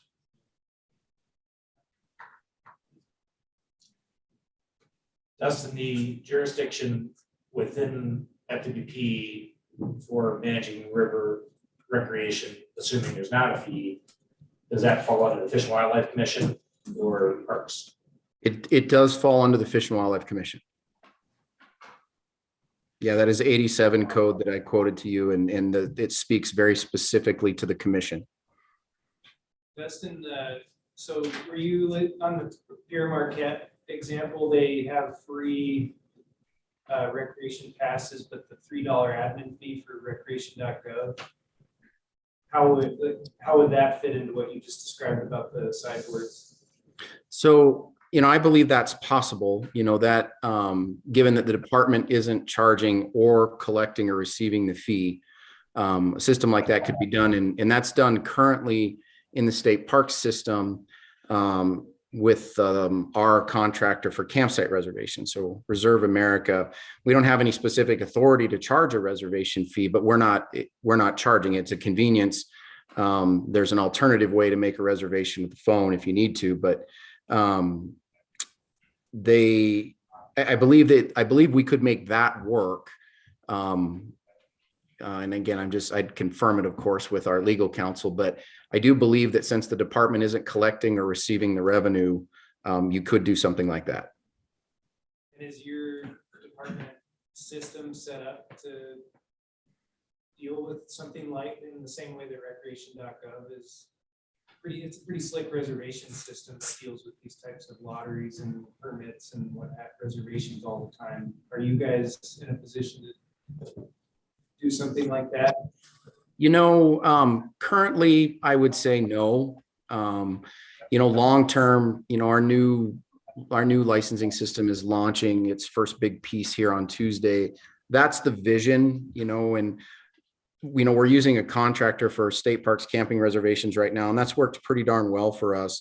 We're not opposed to continuing to use third-party vendors as long as we're able to aggregate the experience for the customer. So if you are doing business with Fish, Wildlife, and Parks, and you want to buy your fishing license and make a campsite reservation and apply for your Smith River float permit all at the same time, we don't want you drug around to 3 different sites to do that.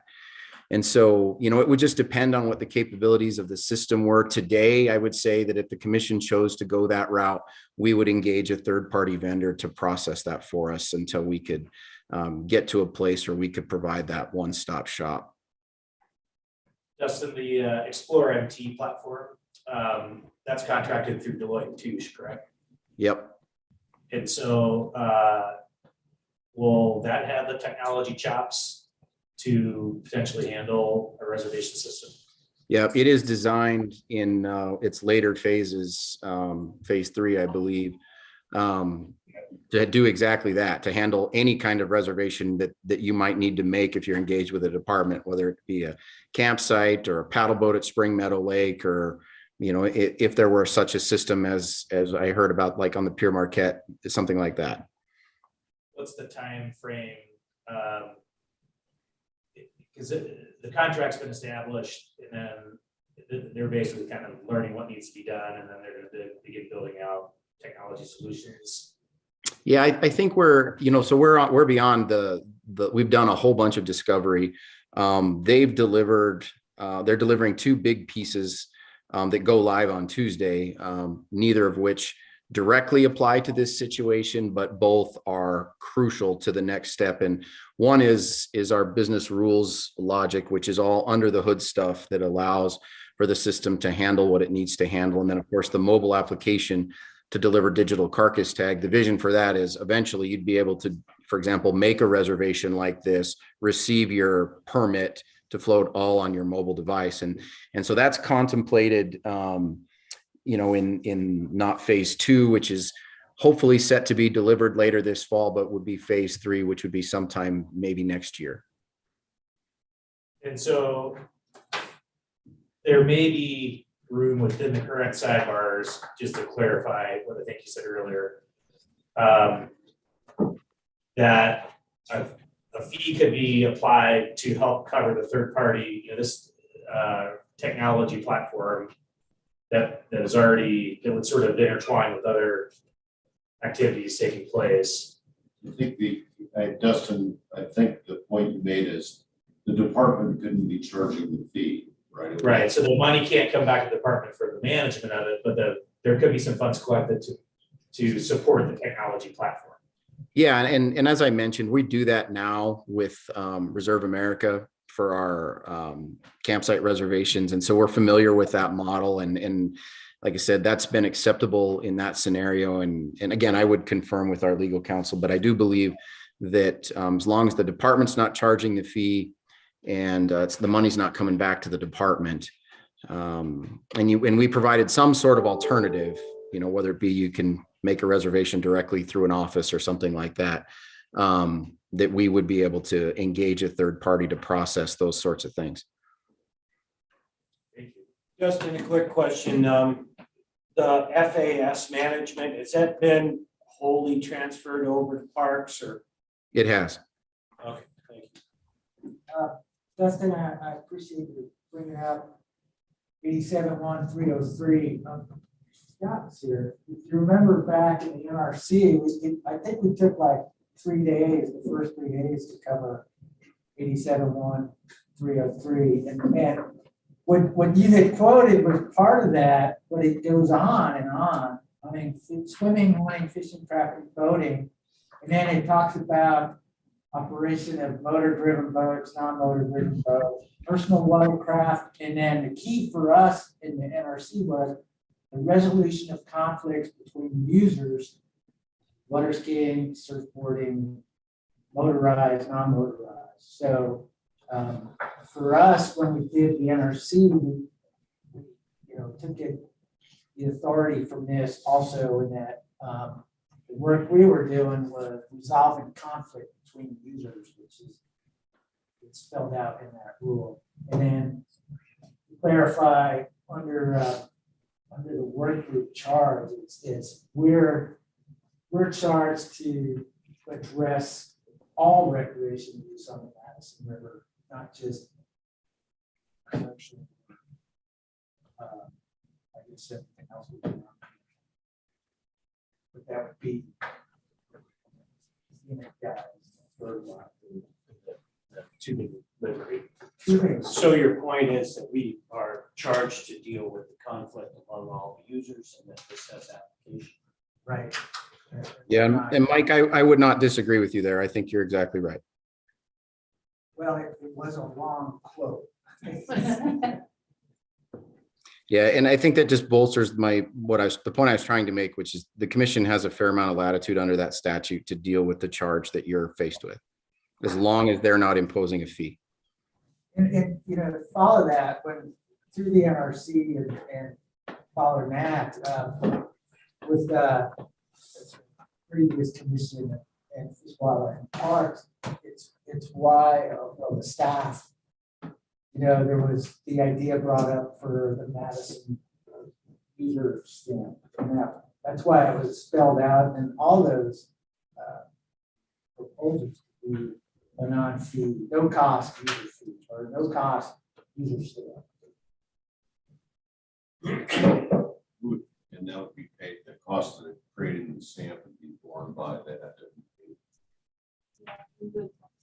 That was a concept that Dawn and I had come up with, through work with the NRC and others. It was a non-fee based stamp, and basically administration would be absorbed by existing funds within the department. If I recall, a lot of the impetus for that was to collect information that currently doesn't exist. Exactly. Yeah. Not commercial use of the river. Absolutely, yeah. And with the idea that it could eventually be transferred into, if a cap was set after more information, then a stamp, and a stamp could be, a physical thing and electronic, or even, the other thought was using like the conservation license. There's a lot of different ideas that we spoke about at the time. Right. Eileen or Dustin, either one, if we were to explore data collection on non-fishing activity, you know, the float tubers, the recreationists, that sort of thing. What entity within the department oversees that? Would that be parks or is it gonna be fisheries? At this point, it would be under parks. And it would, Parks and Outdoor Rec, the old Parks Division doesn't exist anymore, but it would be under Parks and Outdoor Recreation, certainly in consultation with the Fisheries Division, and that effort would probably be jointly designed and executed, and also to include our human dimensions capacity within the department.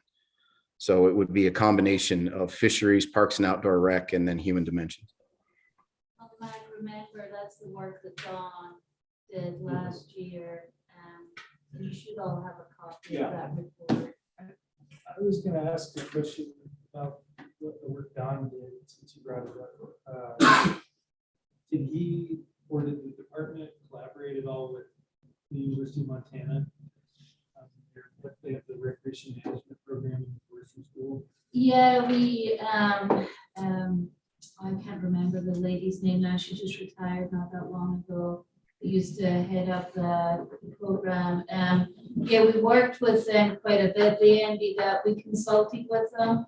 We ended up not using them for that project, but they have helped us on other projects. But like Dustin mentioned, we worked really closely with the Human Dimensions program and others to come up with the survey that Dawn did. But that report that you all got from Dawn, probably the most beneficial part of that report is Dawn's recommendations on how to do another survey moving forward, recognizing that last year was such a non-typical year on the Madison with the hoot owl restrictions, the smoke, still under COVID.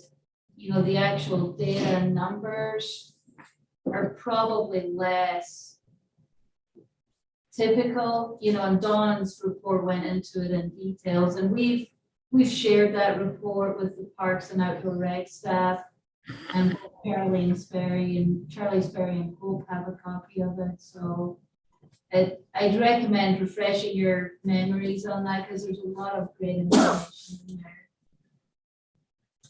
So Dustin, just to kind of clarify, what falls under what jurisdiction within the state.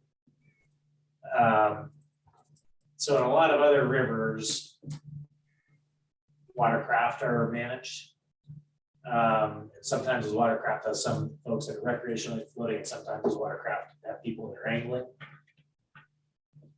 So what does watercraft fall under in terms of jurisdiction within the state between Fish and Game, Fish and Wildlife Commission, and parks? I believe without exception, that authority falls under the Fish and Wildlife Commission. Okay, including floating the river, even if Yes. Yep. It all falls under the Fish and Wildlife Commission. Even within the Smith River corridor, the watercraft rules are still under the purview of the Fish and Wildlife Commission.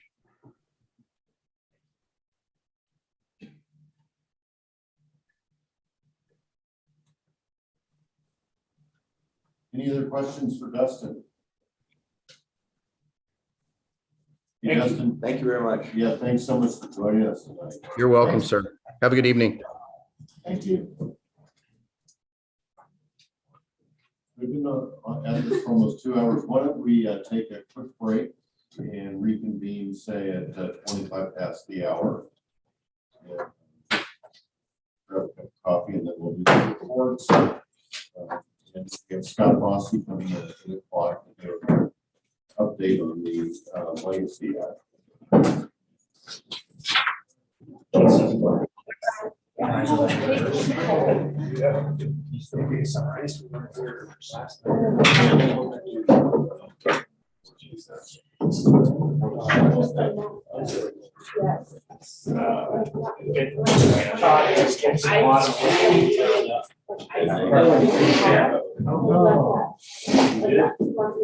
No.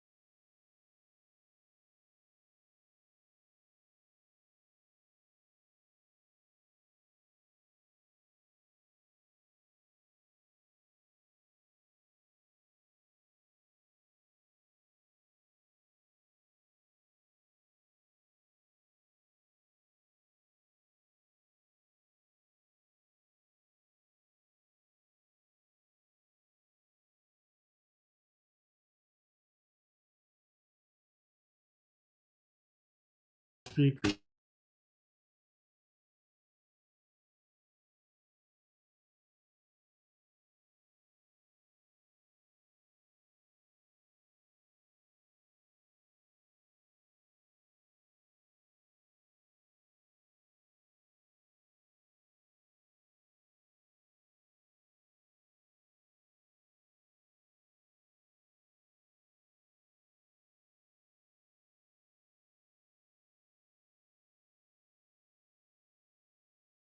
Can you imagine our household? Seriously. I'm like the full-time caregiver now. She rings her little bell. Yeah, she had a knee replacement. So I'm running around, you know, like. How long ago did you have it? 4 weeks now, so we're on the back Oh, side. yeah, yeah, but in the beginning. It's like, yeah, it's like, I can't spell it. I mean, I don't even know what it is. Empty. But it's gonna grow. I bet. Okay, let's call the meeting back to order. I can only imagine. No, I just had no idea. Yes, sir. We'll call the meeting to order. Okay, Chris, you ready? We're a little bit past, 25 past the hour. Dan, will you please give us an update on what you're looking for? Well, hopefully, everyone received the email earlier today that just is an update of a working document that our subgroup is working off of. And we created it as sort of a roadmap to begin with the very basic premises questions and then kind of work our way through.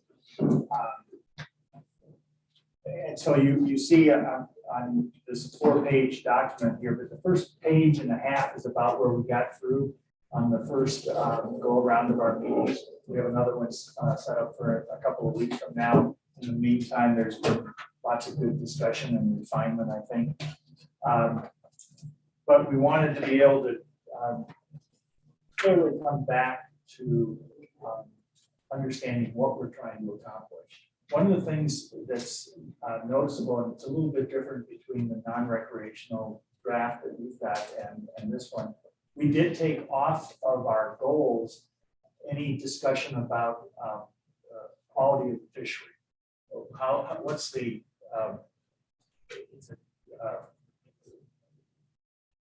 we didn't feel that we had the information or the ability to manage the fishery. But that's really more of a biological question and a regulatory question of whether what your seasons are, what your catch and release, barbless hooks or things like that.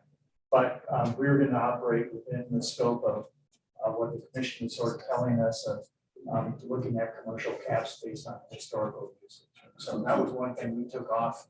Well, I thought we were gonna continue to discuss that. Well, I think we made all of this is a work in process, but that was our general consensus coming out of the other day. It was kind of this consensus out of the meeting, the last meeting. Yeah, the last You were meeting. one of the people who really drove the point of. Or not discussing rec. Yeah, right. I thought you were talking about on our objectives there. We talked a lot about under our objectives, whether or not our goal and objective was a healthy trout fishery. Right. That's not what we're talking about. And that's where I think we came away saying, let's take that off of our discussion in terms of developing the caps. So obviously, we're going to have more open and frank diplomatic discussions on some of They these all things. Dan, do you feel like you'll be ready to present and help be organized the next meeting on March 24th? Yes, I think we'll have more details. I think we'll be back probably with No. No, that's our goal. yeah, that's our. I would not see it as our definitive recommendation, Right. but a much more refined and probably an opportunity for a discussion of a couple of key points. Great. That would be ideal. So let's plan on that. So that this will be the key.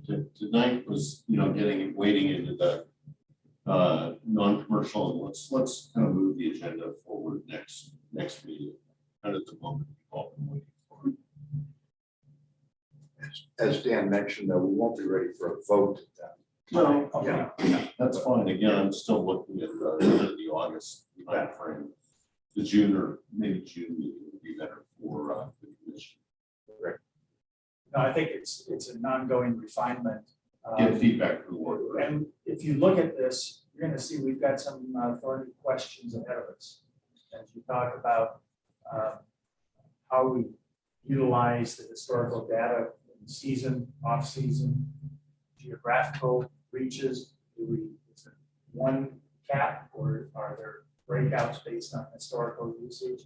And then obviously tying into the question of how to have a system that can fit in for new outfitters or for transferability for the flexibility of the future. Listening here tonight, I mean, there were some interesting questions, some of which are back here in some of the end of this, talking about the adaptive management. What are some of the triggers that may be in there? What those restrictions might look like. Great. Perfect. Thanks. Allison, you want to give us a quick update? Yeah, so as far as the new outfitter entry, I didn't actually have a committee meeting like the other two groups. People reached out to me individually, and then I also posed a question to the group actually separately. I posed one to commercial users email, and then I put a separate email to the non-commercial representative on our group. So I just wanted to make sure people felt comfortable within those groups asking questions. And so that's where the sheet came from, is ideas from both of that. Not that I didn't want to share, I wanted people to feel comfortable within that group, because I think the commercial side would be a little intimidating at times when you don't understand everything.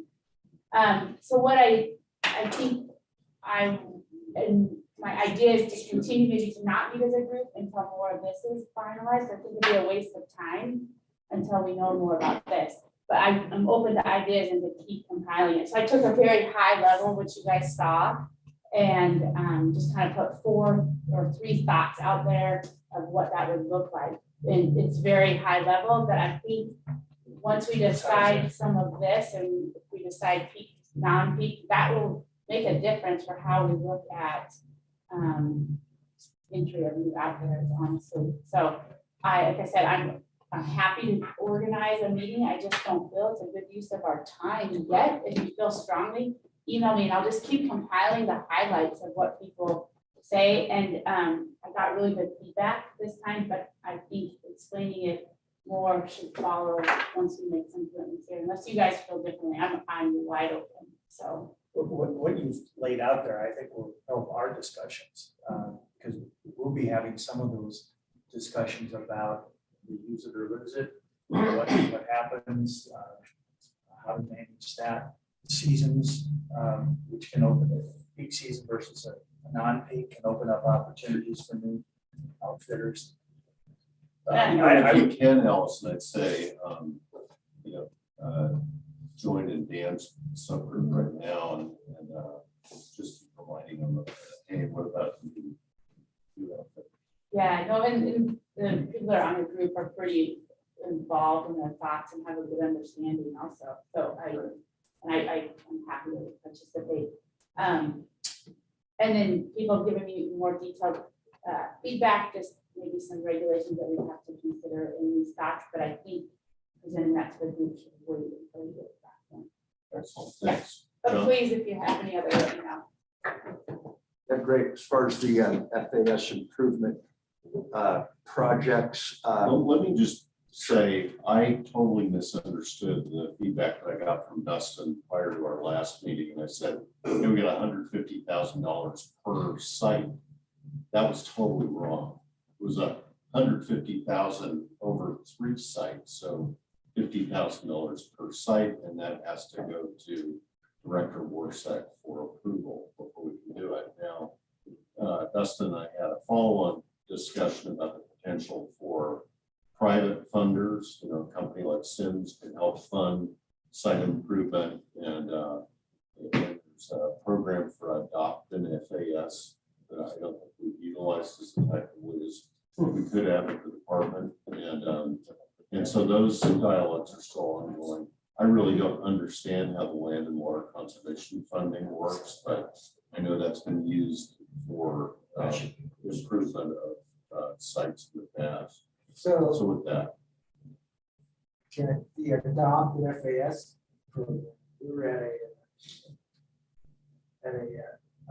invasive species council meeting. And there was a presenter talking about adopted trailhead and sorry, FAS guy. Wolf. Wolf was there and all the other in the new park people. Oh man, what a great idea. You know, some of these put into little run with napkins. We should have an adopt a FAS program. There's also a new pool of money coming on the sale of these new preference points. 25%, I think, goes to fishing access sites as part of that legislation. It was very specific. We built it in there deliberately. I see Hope is on the. Yep. On her. And where's so that? it's legislation that passed last year that deals with the new preference point system. It was allocated to PAL Act agreements. It's allocated to incentive-based stuff, but there is a section on it on fishing access sites. There used to be a fishing access adopt a site plan, but it got canceled a couple of years ago. They said they didn't have enough budget to cover it. I'm not sure why that cost a lot of money, but there was that plan, both 8 Mile, Ennis Town site, and another one I can't remember, were all adopted, you know, one by Joe Schneider, one by John Way at the tackle shop, and I think MRF had the Ennis Town site. So it seems like that should be something that could be reintroduced. Okay, John, sorry to interrupt. Sure, yeah. So our efforts started last fall when Brian and Mike and I met with Jay Pappy. And Jay technically worked for the parks or Fish Wildlife Parks. Parks, yeah. Yeah. So Jay and I have been in communication. Jay's been great to work with. Sort of first steps in first determining how much money we had to work with. And we identified the 3 most critical boat ramps are Lyons, Farney, Ennis Town ramp. But if you're looking to add a boat ramp at any of those, in particular a concrete boat ramp, which we would need to do at Barney and probably also at Lyons, not at Ennis, that was going to be gravel. You know, there's at least 50 grand right there to see the ramp. So Casey, you and I spoke about, you were going to maybe ask if, you know, the 150,000 could be split 75. And 2 ramps are going to have to be used 50-50-50. Next year, are we going to get another 150, which we're maybe hoping for? So some of that accounting, we're still waiting to get a little bit of an answer. But interestingly, I'd like to use or start the conversation with local contractors in the Madison Valley first. So there's 3 major concrete contractors: Chief Croy, Mick Hubner, and Dave Clark at Titan. Chief Croy and Hubner both said we're not interested in giving you a bid for this project. We don't want to work with the state. Whoa. And so that told me 2 things. Number one, that they're so busy with other projects that they don't need the work. But number 2, that we're going to have some challenges in permitting process and things like these that these contractors already understand a lot of hoops to jump through. But Jay's been really great to work with. He was having a meeting with Hope on Tuesday, and I haven't gotten back to with Jay after that meeting. So the question is, how much are these ramps going to cost? I can't even get anybody to bid them yet. So I may have to start reaching outside of the Madison. We'll see about that. to me, that was where to start. Find out how much the boat ramps cost. Was Jay helpful with that? I offered to try to take it. Okay. John, had a reminder, I had reached out to Joel Sater with the Madison US Forest Service District, per Chris McGrath's recommendation, mostly to reach out on some non-commercial questions. So the Lions Bridge is a US Forest Service site that leased by the state, so the state pumps the pit toilets in the summer season. But in terms of improvements to the site, and Joel mentioned that they've been monitoring our work meetings through the YouTube channel, and just basically offered, hey, feel free to reach out on any of these things. So Okay. I'll give you his contact Please, information, and in terms of that access site in particular, they'll need to be involved if something happens. I think it's 150 total. I think it can be spread across multiple sites. But could it all be used on one site? I don't think so, but I'll clarify that with Yeah. Justin. It's a Have to shame. be 3 sites. Well, but it's well, you had some second what cost, right? There are, we're talking about hauling and gravel and splitting and clearing willows and moving some camp sites around. That's the easy stuff. Hey, John, this is Chris with the BLM. We've done a couple of boat ramp replacements over the last few years. I can get with you and try to help get you some estimates and let you know where we've got. Really helpful. I So would I add want that. to make the same offer. We've done a bunch of programs, maybe I can get you, it'll give you a range of what your average concrete boat ramp would cost. Would that be? I think that'd be great. And I think if we can, at this point, find some contractors that have worked with the state in the past and not afraid of it. And that'd be very helpful. Thank you. Yeah, and keep in mind, everything will have to go out through our formal bid process, but we'll be able to get you a ballpark, so as you know, and everything that I've heard as costs are going through the roof, especially with concrete right now, but Yes. we'll get you an idea of what you're looking at. Okay, thank you. Thank you, Chris. I'll get your contact from Eileen. I'll give you a call, please. Yeah, that sounds great. Do it. We're back.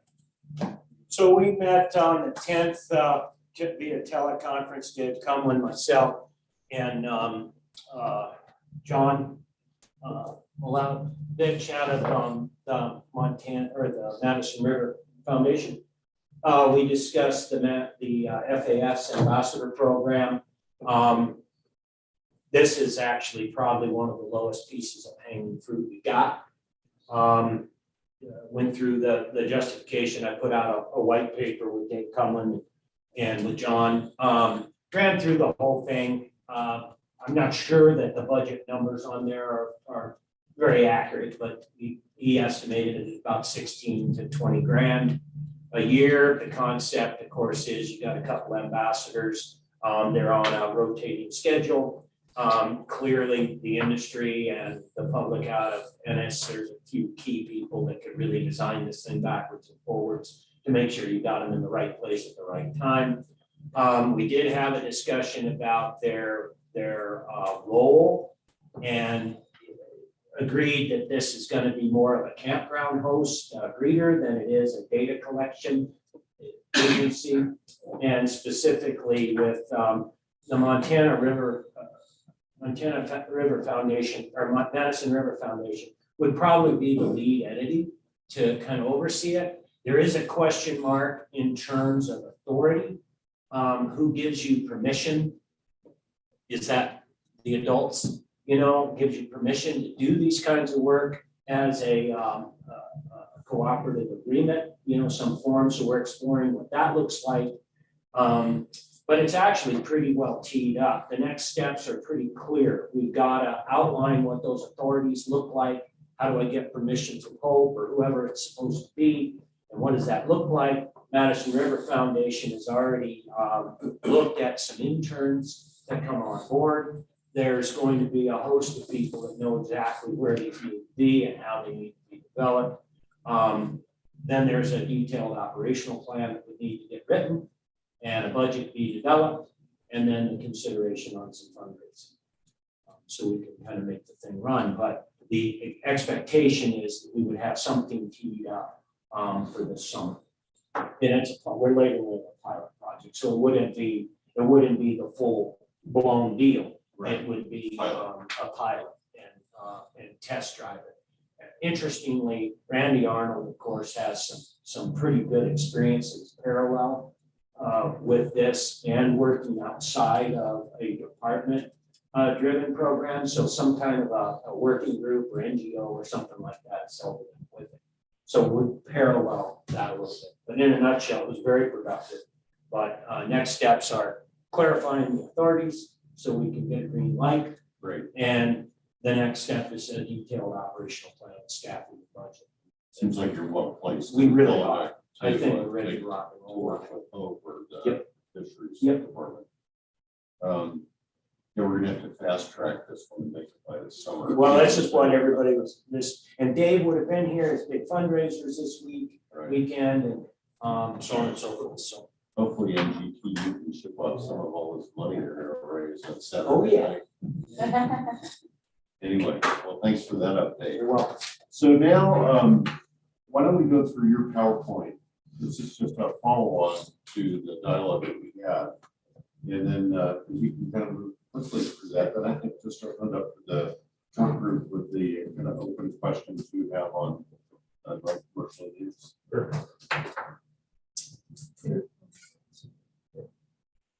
So this is just a short 12 slides.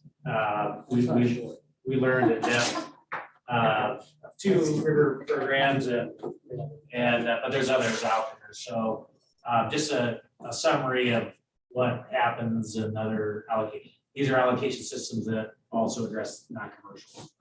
The next slide. So basically, what all of these have in common is the process was, to boil it down to simplicity, is generally you define, what you really want to manage for, what values, attributes, for the experience on a specific river. That's different by river. A whitewater river like the Arkansas, you can pack a whole bunch of people onto one stretch and they're not really bothering each other when they're hooting and hollering. But if it's a fishing boat, as you heard, well, you get annoyed if there's one with a fishing boat in front of them. So you determine what you want to manage for, what's important. And then at some point you have to define what the uses are going to be managed. Or, you heard those managers talk about it. Are we managing the number of people? Are we managing watercraft, the number of anglers, sometimes hikers or managers? So that needs to be defined. And then and basically every river recreation plan at some point, capacities are then defined. And there's lots of seasonality and reaches, but how much is too much. And then finally you have to figure out what management tools are going to be used to manage to those capacities. And then if they're done well, and some of them are changing, none of them come out perfect. So the opportunity to adapt it over time. Next slide. So this is just a quick summary on some of the mechanics that are used in common allocated river systems. This is a kind of a dying one. Which is a wait list. It's still used on the Tachimashini. It's up in Alaska. It used to be used in the Grand Canyon. I was originally on a wait list. Went to a lottery system. I finally got my ball pulled next year. I think I was on it in 1995 originally wait list. So wait lists are kind of, as rivers have become more and more popular. Wait lists sometimes in the Grand Canyon. I think when I went on it, the wait list it was like a 16-year wait. So those will be phased out. Yep, next one. And then lottery systems are super common, but not on a day use river. So there's lots of examples: Grand Canyon, Smith River, Rogue. This is probably not a solution in Madison. These are more popular on camping rivers that are low volume of users. Next slide. This is still used in a few places. The first come, first serve. That's either through like a day permit where you have to walk up to some office and get a pass for later that day. And when they're sold out, they're gone. Or like a parking turnstile approach. There's not actually turnstiles, but Like in the lower Madison Warm Springs on weekends, BLM is there, sorry, the parking lot's full, you know, you can't park here. And there's in the Cloud River, there's a first come, first served for wade fishing for half of the passes. These aren't that common because they're not that effective. You know, people get turned away from a parking lot, they go and pioneer parking, and it's not ideal. Next slide. Interim or beginning approach, right? There's not a lot of new plans built around the no-turn style approach. What's taking off now are reservation systems, partly because the technology platforms are available now. So we, you know, the Pure Marquette we heard about, in Pine, the reservation systems. There's reservation systems now where they shoot in John Day, Yakima River, Pennsylvania, several in California. There's British Columbia has several wade fishing rivers where you can get reservations. There's one in Georgia. There's first come, first served. Southwood Snake. They have however many permits, and once they're all gone. Well, they work, right? I mean, they're effective. They're not generally when there's a new recreation plan. One of the downsides of that is you go queued up, get the kids in the car, you go to take them fishing, and then you got there too late. You know, you get turned away. So there's some frustration that comes with first come, first serve when you get turned away. And you don't know if you're gonna get turned away until you get there. And the reservation system is essentially an electronic first come, first served system anyway.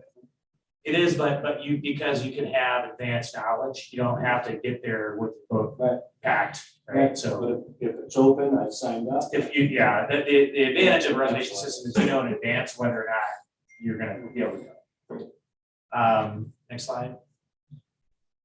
So what are a couple of you know, programs that we might be able to borrow from that have some parallels to the Madison River? So kind of run through a few of these real quickly. Next slide. So we heard a death of Kristen. You know, the Pure Marquette was sort of interesting because they manage fishing guides. We have fishing guides. They manage delivery service. In our case, we have companies that rent tubes, pick you up, deliver the tubes to the river, pick you up. And then, of course, we have a lot of general public, you know, interested in floating with road watercraft. So there's some parallels there that are useful to look at. And as we learn, that's a reservation system. Next slide. And again, on the Michigan rivers, you know, the concept that they establish capacities, you get online and reserve. They kept it simple on the Pine, where a boat's a boat's a boat. It did get kind of fancy in the Pure Marquette, depending on how many people, what kind of boat, and that's caused a little confusion. And they do collect some fees to help manage the actual reservation system, the technology platform. And they have a very successful ambassador program on those rivers. So all things we can learn from. Next slide.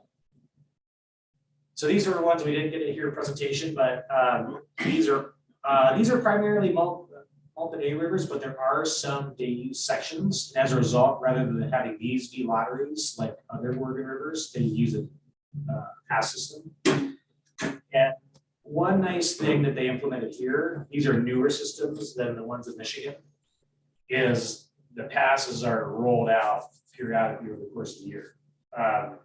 So you don't have to wait and wake up at a certain time, January 15th, to get you a July 4th pass. If you sleep in that day, more passes are released on a rolling pattern at multiple times throughout the year.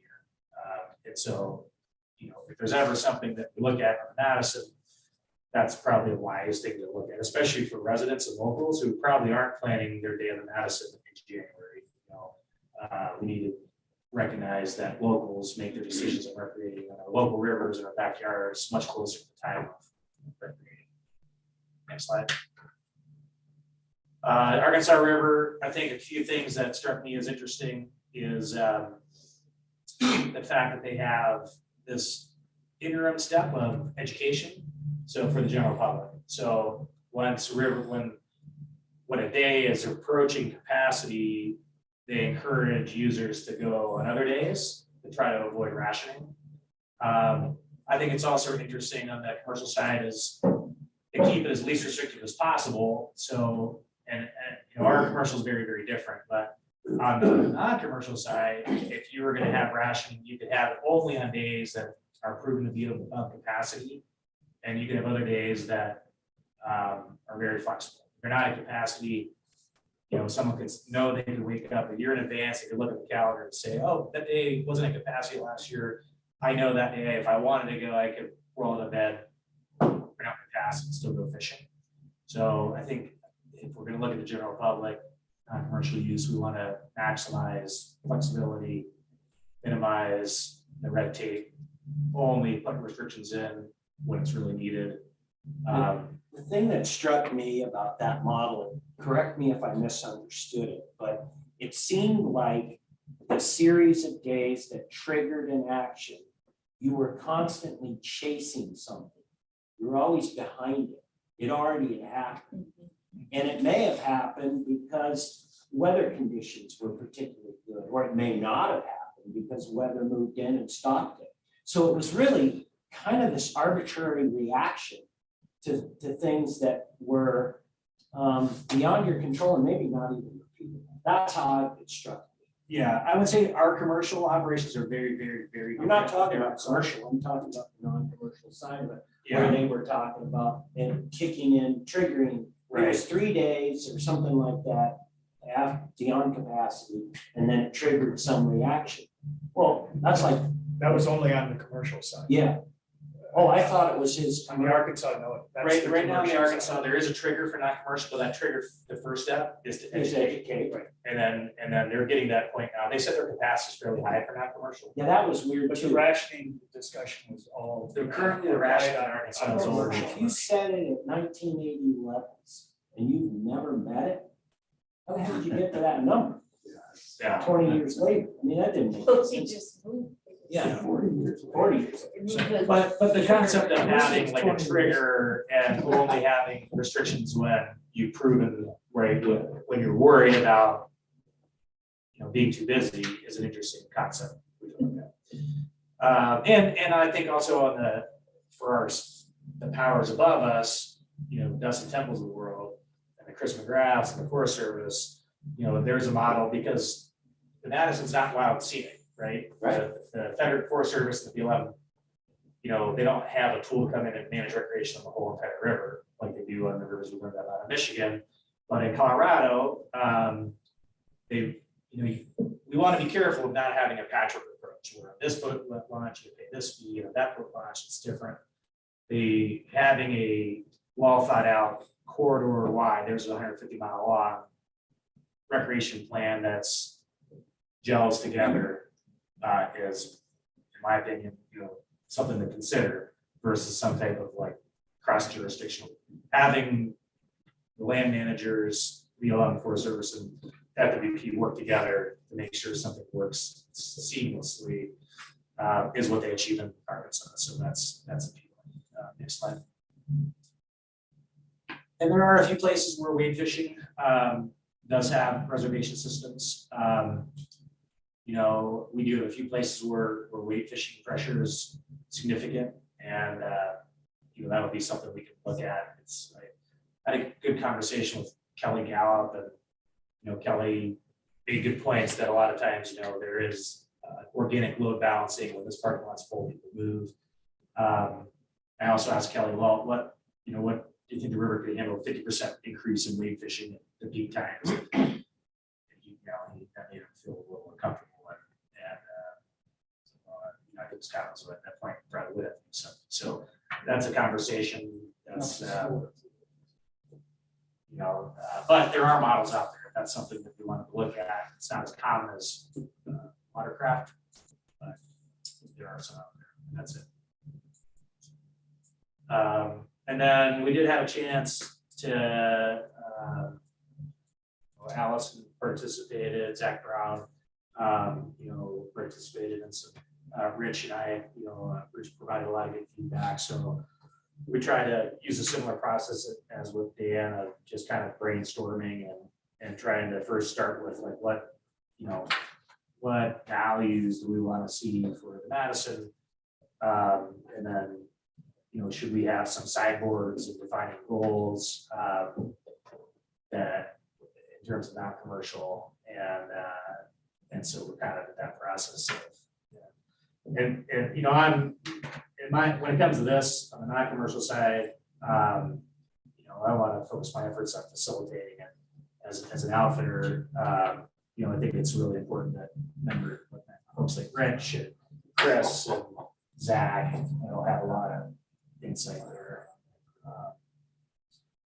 So, and I'd love to, I can kind of. How can we help you tonight? I can review a few of the high level stuff, and then it'd be great to get what people think in terms of feedback. So similar to, and I would say, although mechanics for non-commercial and commercial are going to be very different, those high level attributes at some point, would be good to gel. Right? And so, just defining desired social resources. The Madison. It's a great fishing river that's unique in all the world. So that somehow should be part of the fishing experience. 100 years from now, we want people to have a great fishing experience. So the Madison will support a world-class angling experience and maintain a fishery that continues to offer robust population numbers of wild fish, as well as the opportunity to maintain healthy numbers of larger fish. Whether we want to crop that down to maintaining, the fishing experience is something that we value in that. So, Well, I think it's good that non-commercial and commercial subgroup started out by trying to define what we could do and outline a goal and what we want to see. Setting goals and objectives. yeah, it helps guide, decisions. Another, one that I think the other thing is to kind of start with the end goal first, in terms of what I'm going to take to the commission and understanding what we heard from Dustin tonight, because we're very limited in what we'll be able to do without legislative action. If you kind of let that help guide. What's that?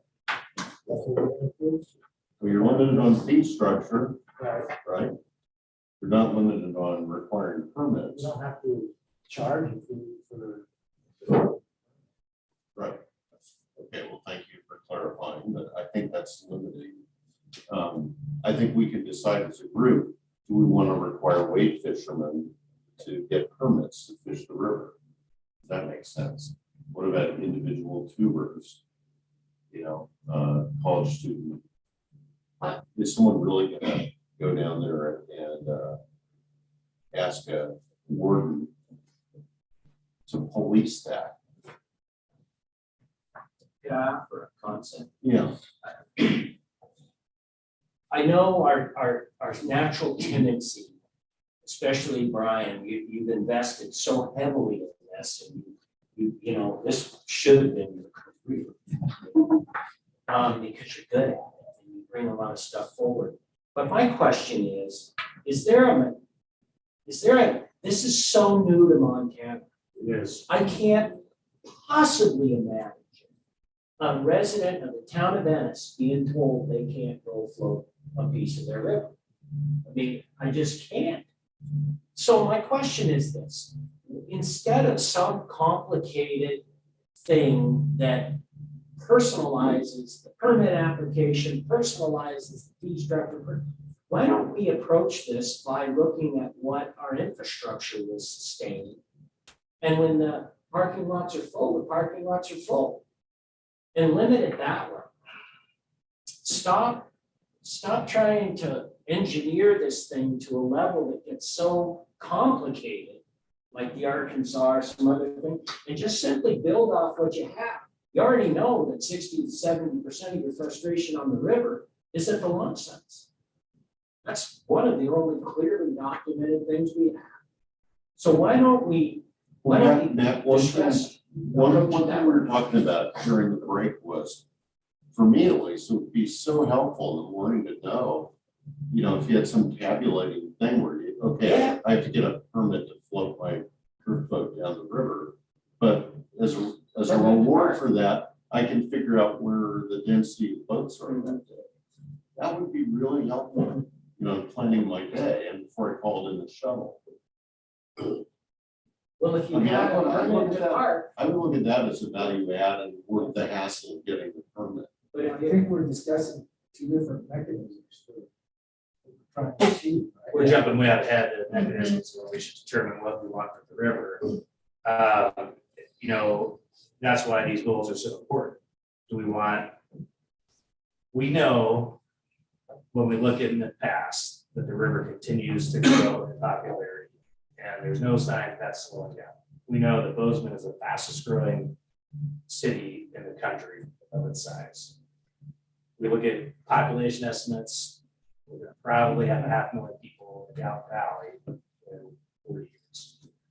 And so this pattern of increased river recreation left without any management is going to increase. And what do we want? We live in a state where tourism is the #1 economy. And that tourism is based on a brand that Montana has in the world of wide open spaces, wildlife, great river recreation, and the Madison is part of that brand. And we hear it more and more and more of, this isn't what I thought Montana. okay, we got it, we're all here for this. Yeah, that's why we volunteer. Right, so Roll it along, tell me something I don't know.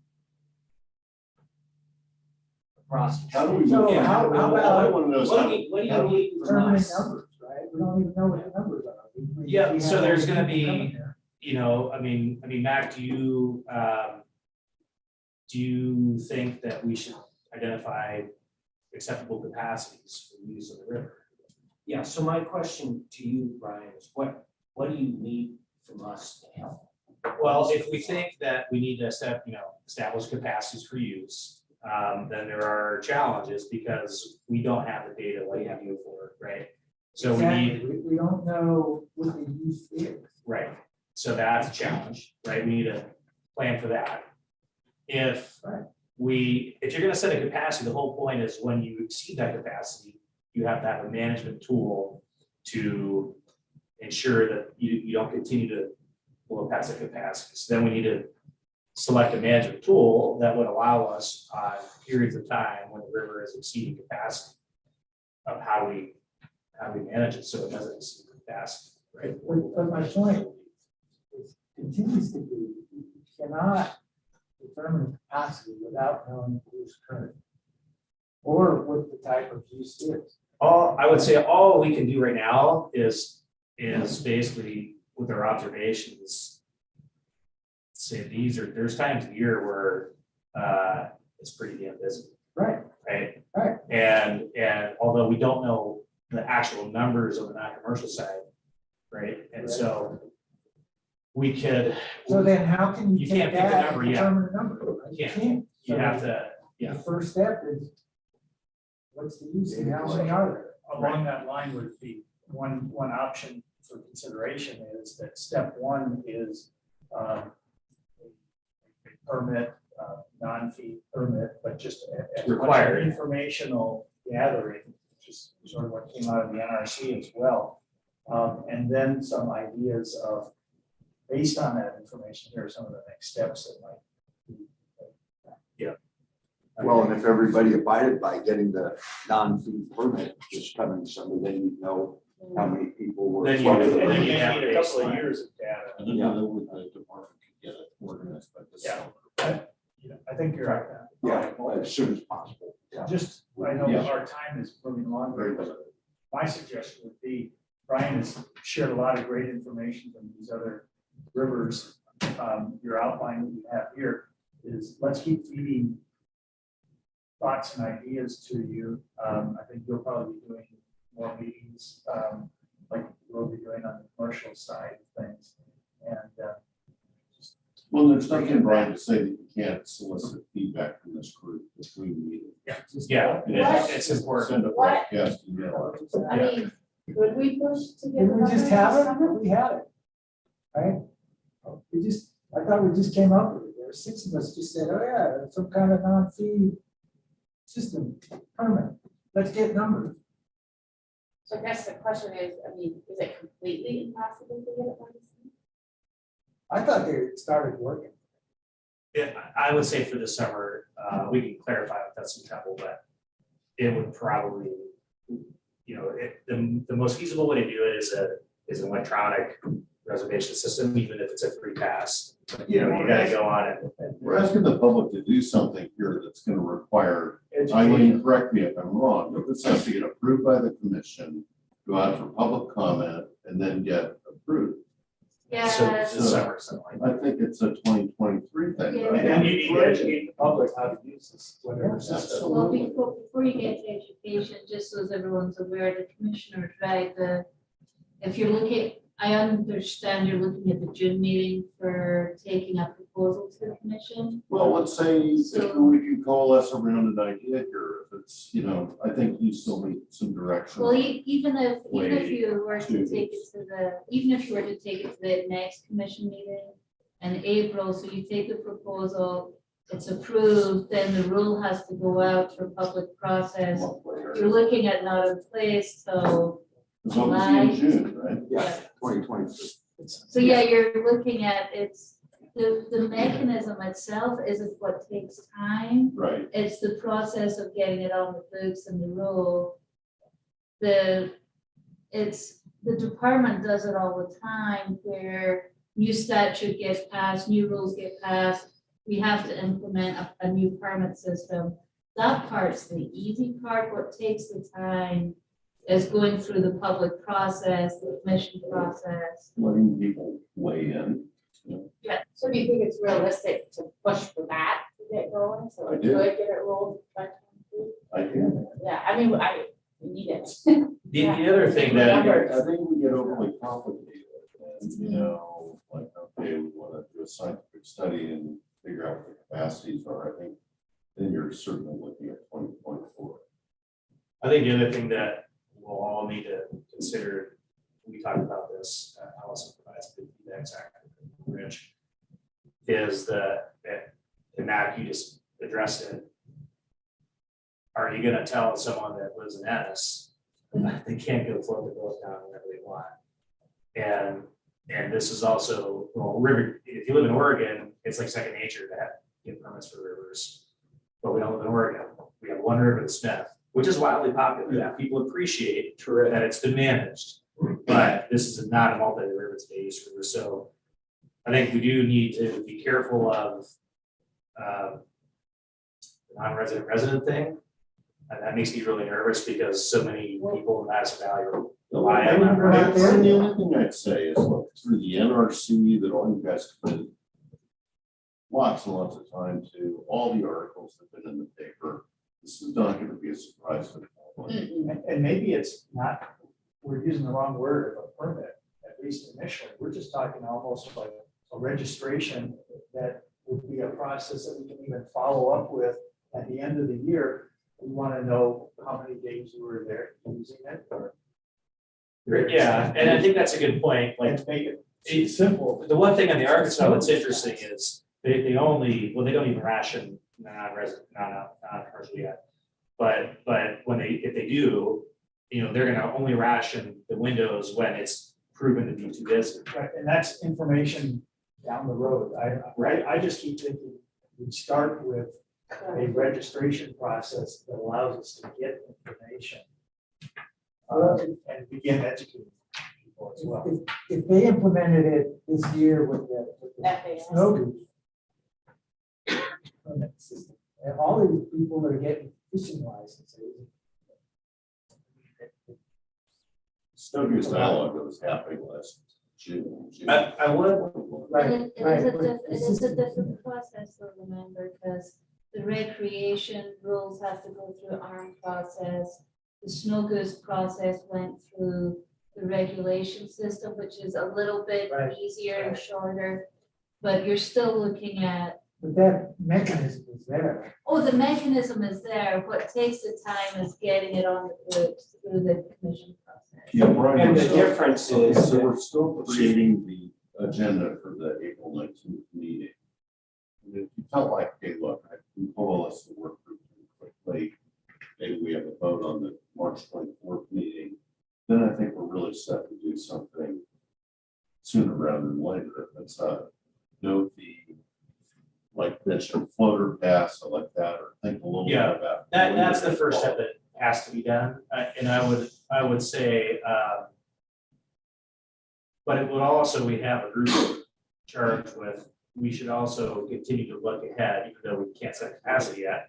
We need to also, well, we eventually agree that we eventually will set capacities. Just bite-sized chunks here. Yeah, I mean, we signed up for 3 years, unfortunately. Right.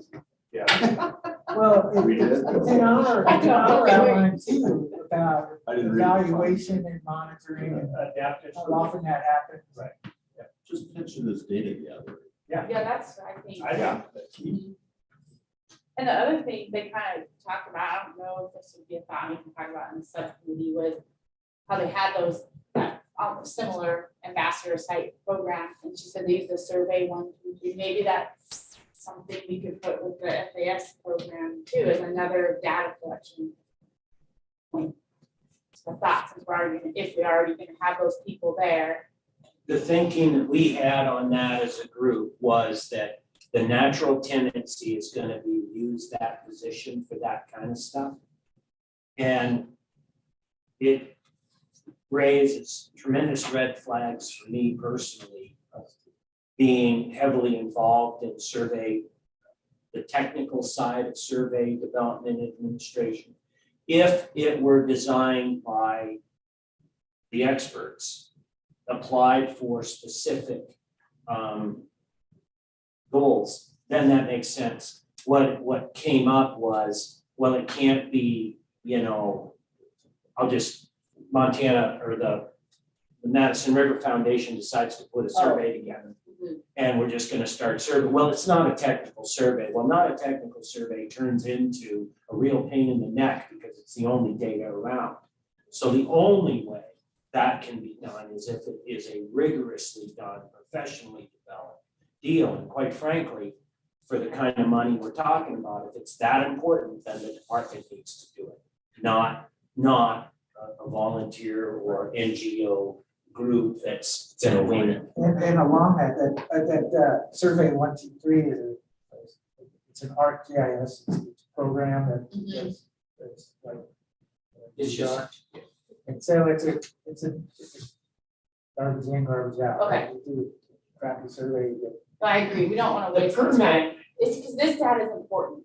Yeah, I agree. Because it's So the let's just, buy-in we need from the. we just do a little scenario planning here. I think, hey, how incredible would it be like September of this year? We've got a pilot program on Ambassador. We've got at least a couple FASs cleaned up and we've got this data gathering thing adopted by the commission. That would be a huge win.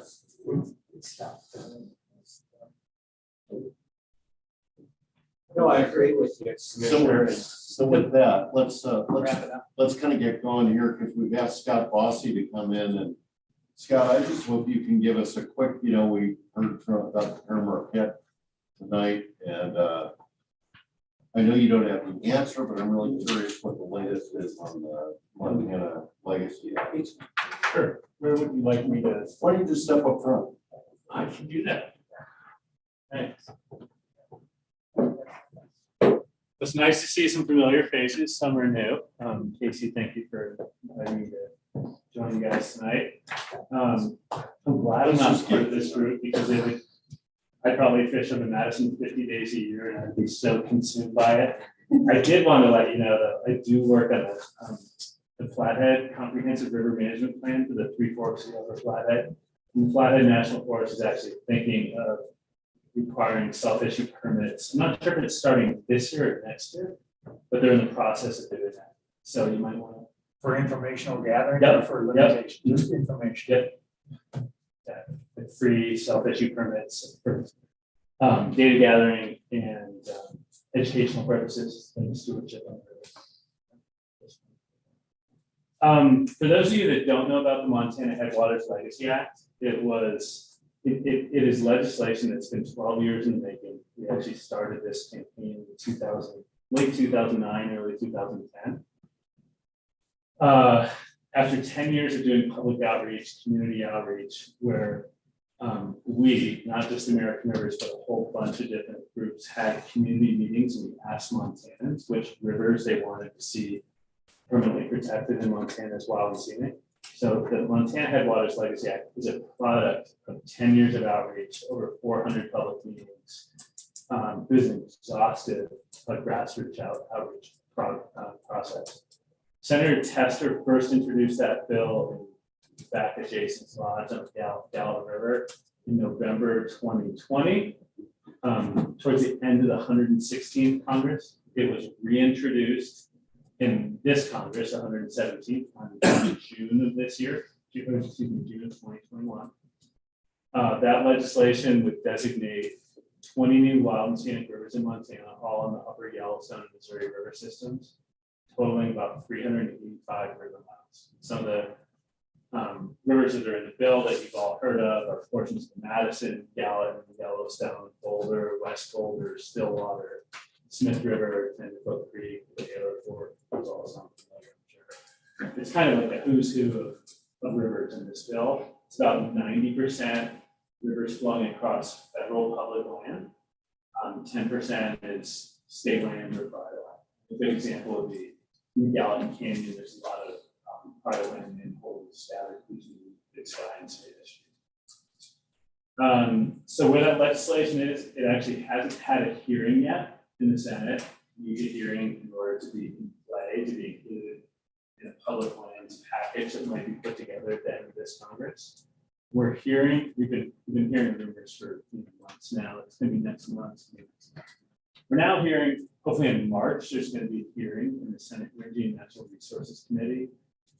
Senator Daines actually chairs this subcommittee that all wild and scenic river bills have to go to the National Park Subcommittee. So we're hopeful that we'll get a hearing in March sometime. I want to put the Montana Headwaters Legacy Act in the context of all the other wild and scenic river bills that are moving through this Congress, because this is an unprecedented opportunity that's before us right now. There's about 6,500 miles of rivers that are in wild and scenic bills that are pending in this Congress right now.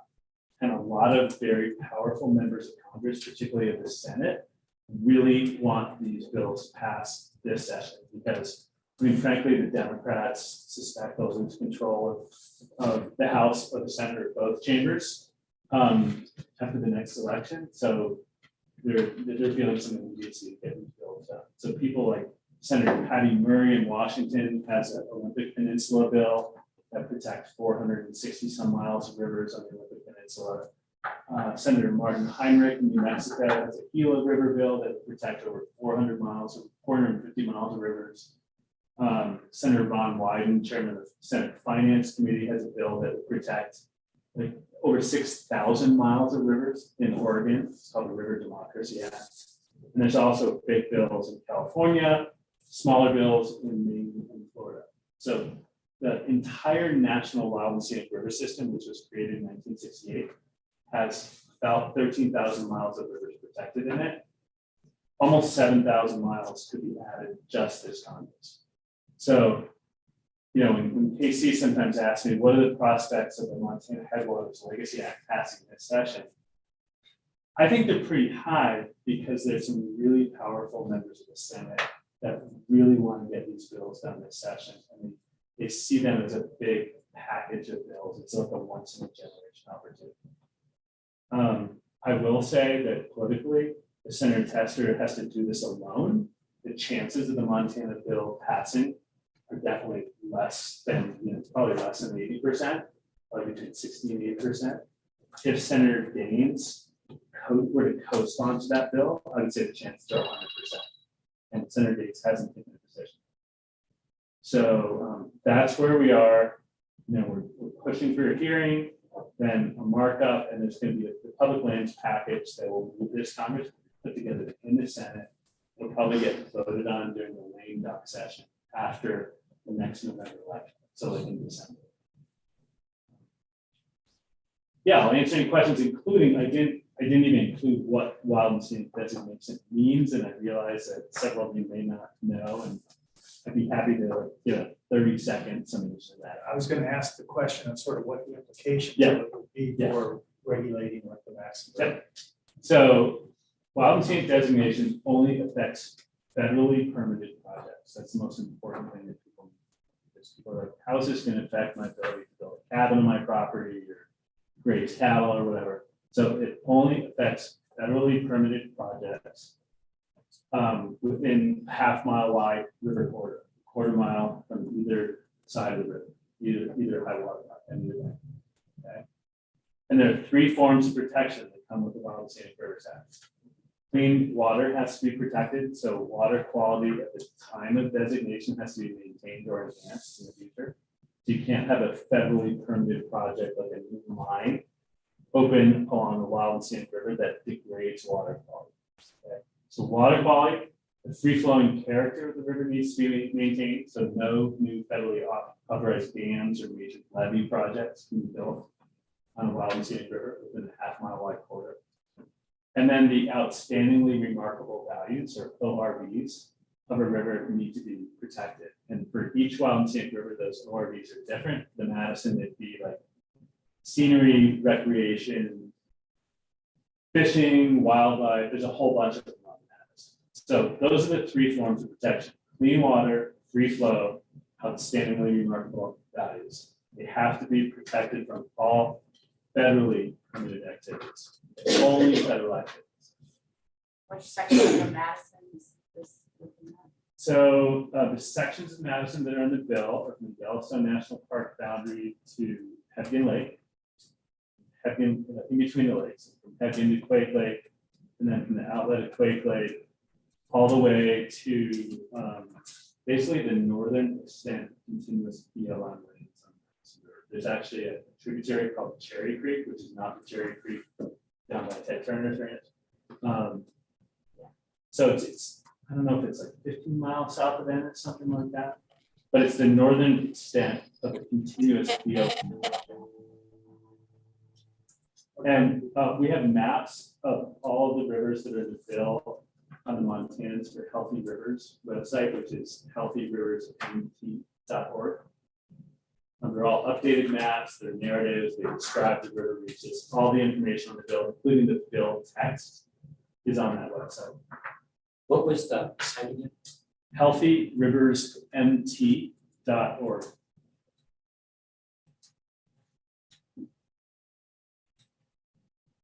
And virtually, I'm saying virtually because it's not all, virtually all of the river miles in this bill have already been found eligible for wild and scenic designation by either the Forest Service, if they're on Forest Service land, or the BLM, if they're on BLM lands. And so they've already been managed as if they were designated wild and scenic. So in essence, management wouldn't change, it would just become more permanently enshrined. Because what we have right now are administrative protections for all the rivers that have been found eligible for designation. So this would move it from an administrative protection to a legislative protection. So if you're expecting changes with wild and scenic designation, you're going to be disappointed. Because the point is to maintain them as they are. Although Brian, I think there are some, well.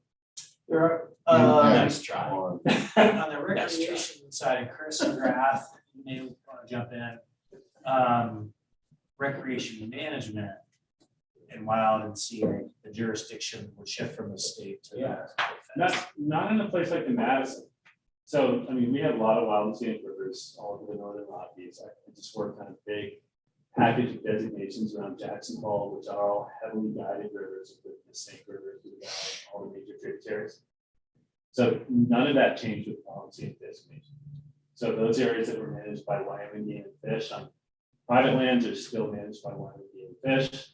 Where the Bridger Teton National Forest had oversight before, they have oversight today. Same with the BLM or National Park Service. But they just comply to these 3 things. So as part of and now we're getting into the weeds just a little bit, but once a river is designated as wild and scenic, there needs to be a comprehensive river management plan developed within within 3 years of the bill passing. And as part of that comprehensive river management plan, the managing agency needs to do a user capacity analysis to look at what types of uses are appropriate on the river and at what levels. But for a river like the Madison, that's currently managed by the state in cooperation with the BLM and I think the Forest Service up by Renewals Pass, right? Well, it's not cooperative, but there is management behind it. It's my understanding that that would continue, that management would not shift from the state to the federal. And if I'm mistaken at all, what I would encourage Senator Tester to do is to make sure that that is written into the legislation. Scott, would that management plan be just for the part that is the wild scenic river or the whole river system? It would be for all of the rivers that are designated wild and scenic and just the wild and scenic designated reaches of water. Yeah, yeah. So the river management plan does not affect the areas of the river that are not designated wild and scenic. And we have, I mean, the Flathead National Forest is in the process of completing the new river management plan for the Three Forks of the Upper Flathead River. So I think that'll be a good model to look at because that hasn't been done since 19.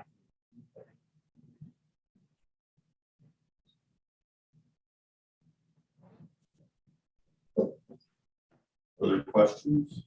Yeah, I've got a question. Do the outstanding remarkable values get defined in the legislation or do they get defined as part of the plan? It's a good question. It's a good question. Generally speaking, they're defined as part of the plan. So the agency identifies what those values are.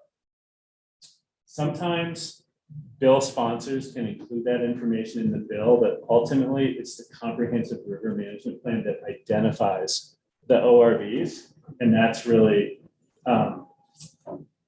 basically management of those rivers is based on the ORVs that are determined in the river management plan after the designation. And it's the same with the exact river reaches. Actually, you put the river reaches in the legislation, but it's in the comprehensive river management plan where the agency actually measures the mileage and really defines that process, and they have a year to do that.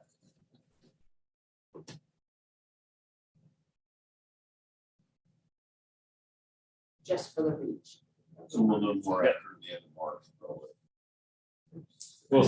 We'll see. But I really do encourage anyone that has questions about this, go to the healthyriversmt.org website or go to the Interagency Wild and Scenic Rivers website, which is rivers.gov.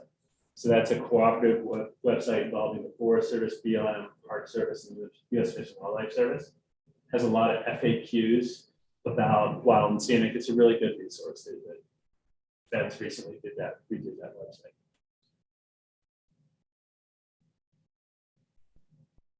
I also know tons of guides and outfitters that operate on wild and scenic rivers in Montana and elsewhere in the Northern Rockies. And if any of you would like to be put in touch with some of those people, I'd be happy to do that, just so you can learn from their experience. Hillary Hutchison, who operates up on the middle part of the Flathead River, is always happy to talk to other guides and outfitters about her experience up there. The question for all of us is just, we're working hard on this thing and tee it up for the commission and We'll get shot. blame duck, this thing passes. Also, It's not gonna undo what you guys are doing. It's gonna incorporate whatever the state finalizes in its recreation plan. It's gonna incorporate that into the river management plan. And there are in the federal guidelines, it is accurate that there's provisions for like cooperative management agreements. But it does forcefully trigger recreation review. Yeah. And hopefully, unlike the Fair Marquette, no one will try and ban alcohol on boats in Montana. Unless they want to start a war. For those of us that work to designate new wild and scenic rivers, like when I learned about that, I was like, no, you idiots, what are you doing? Scott, I really appreciate you Yes. coming. Thank you, Yeah. Mike. Thank you. Thank you. Thanks. Informative website for sure. Okay, we're moving on now to public comment. And does anyone in the room have comment or questions? Oh, you know I do. I just like to comment, Brian, I totally understand the difficult situation that you put in with the non-commercial. I think you all need to be really supportive of him kind of heading that up, puts him as an outfitter, pretty tough situation, not one that's enviable. On that note, though, I think you should give the people, locals around us, a little bit of credit for if it was all inclusive. And I think if this is approached in a manner that, look, everybody's gonna do something here and give something back to the river that's given everybody so much, I think you'll find that people are generally willing to accept some of this stuff. And it's been going on. There's been a couple of solid points made. It's been going on so long, as Casey said, that I think people are like, yeah, we probably better do something. And I think that, you know, as long as it's something where people are singled out, that point was made also, of, you know, we're not gonna go into the resident, non-resident thing. We're just gonna say, you know, we're all gonna do something that's not going to limit you as much as you might think, but we gotta start somewhere. I like the ideas of, you know, not telling people they can't go fishing. Maybe let's look at some ways where we can limit their use and identify the objectives of, is our objectives to tell people they can't go fishing or try to possibly get a few boats off the river with some kind of a permitting system that doesn't tell them they can't go. They just that they have to have a permit of some sort. I think something all-inclusive, there's a lot to be said that people are ready to get something positive done for the resource. And I think you'll get support so long as everybody is in a kumbaya type mood of let's everybody join hands and make the world a better place type situation and single people out on the Residence Day, non-Residence Day. Keep it all inclusive. I think we'll have better luck. That's my 10 cents. Thank you, Todd. Thanks for coming too. Thanks. Thanks to all of you for participating, showing up. So Todd, just to get it right, your major point is you think there is an appetite within the community of Venice to accept some restrictions, and that the best pathway forward to that is to not be partitioning the use public out, but treat everybody the same. I think so. Is that what you said? I really got it, right? Yeah, I think they realize the Bozeman's getting big. Okay, got it.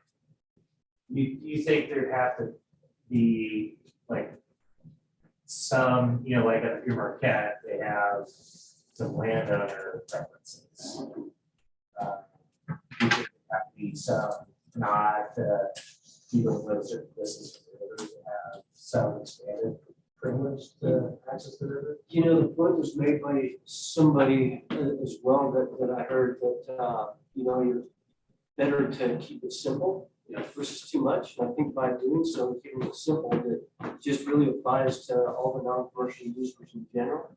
It's something that people are going to be able to grab hold of as long as it's not overly restricted. You know, I think that people will buy that we're not going to tell you you can't go fishing, but we're going to ask you that you maybe change your habits of how you fish a little bit for the resource. I think they'll buy on to that. Resource and the experience, because that's also being a local and person experiencing the same. So on the flip side, there's an appetite to want it to not be crazy as a non-commercial user as well. So I'll tell you that right now, even though it's not the same as it used to be. Right, and so that's why I think there won't be as much pushback as I think we kind of think there will be, because we don't want it like that. As a local person either. Can I have just one more thing, Will, and I'll be quick about it, is that, again, I think with the fatigue that we've had, everybody's had over this management process, I think very much along the lines that the experience is very much something that they have in mind, but the resource is something that is more important to everybody. Because I don't think you guys would be here if there was just a little bit of an issue that people see going on with Madison. And I think that we've been doing this long enough that people realize we got to have some changes, and they're not just little tweaks. And I think they're ready for that. That's my local weekend place. I believe a bunch of people call me tomorrow. All right, well, thanks for that. Let's call the meeting for tonight. I appreciate everyone's time. Thank you. Want to get these guys on the road.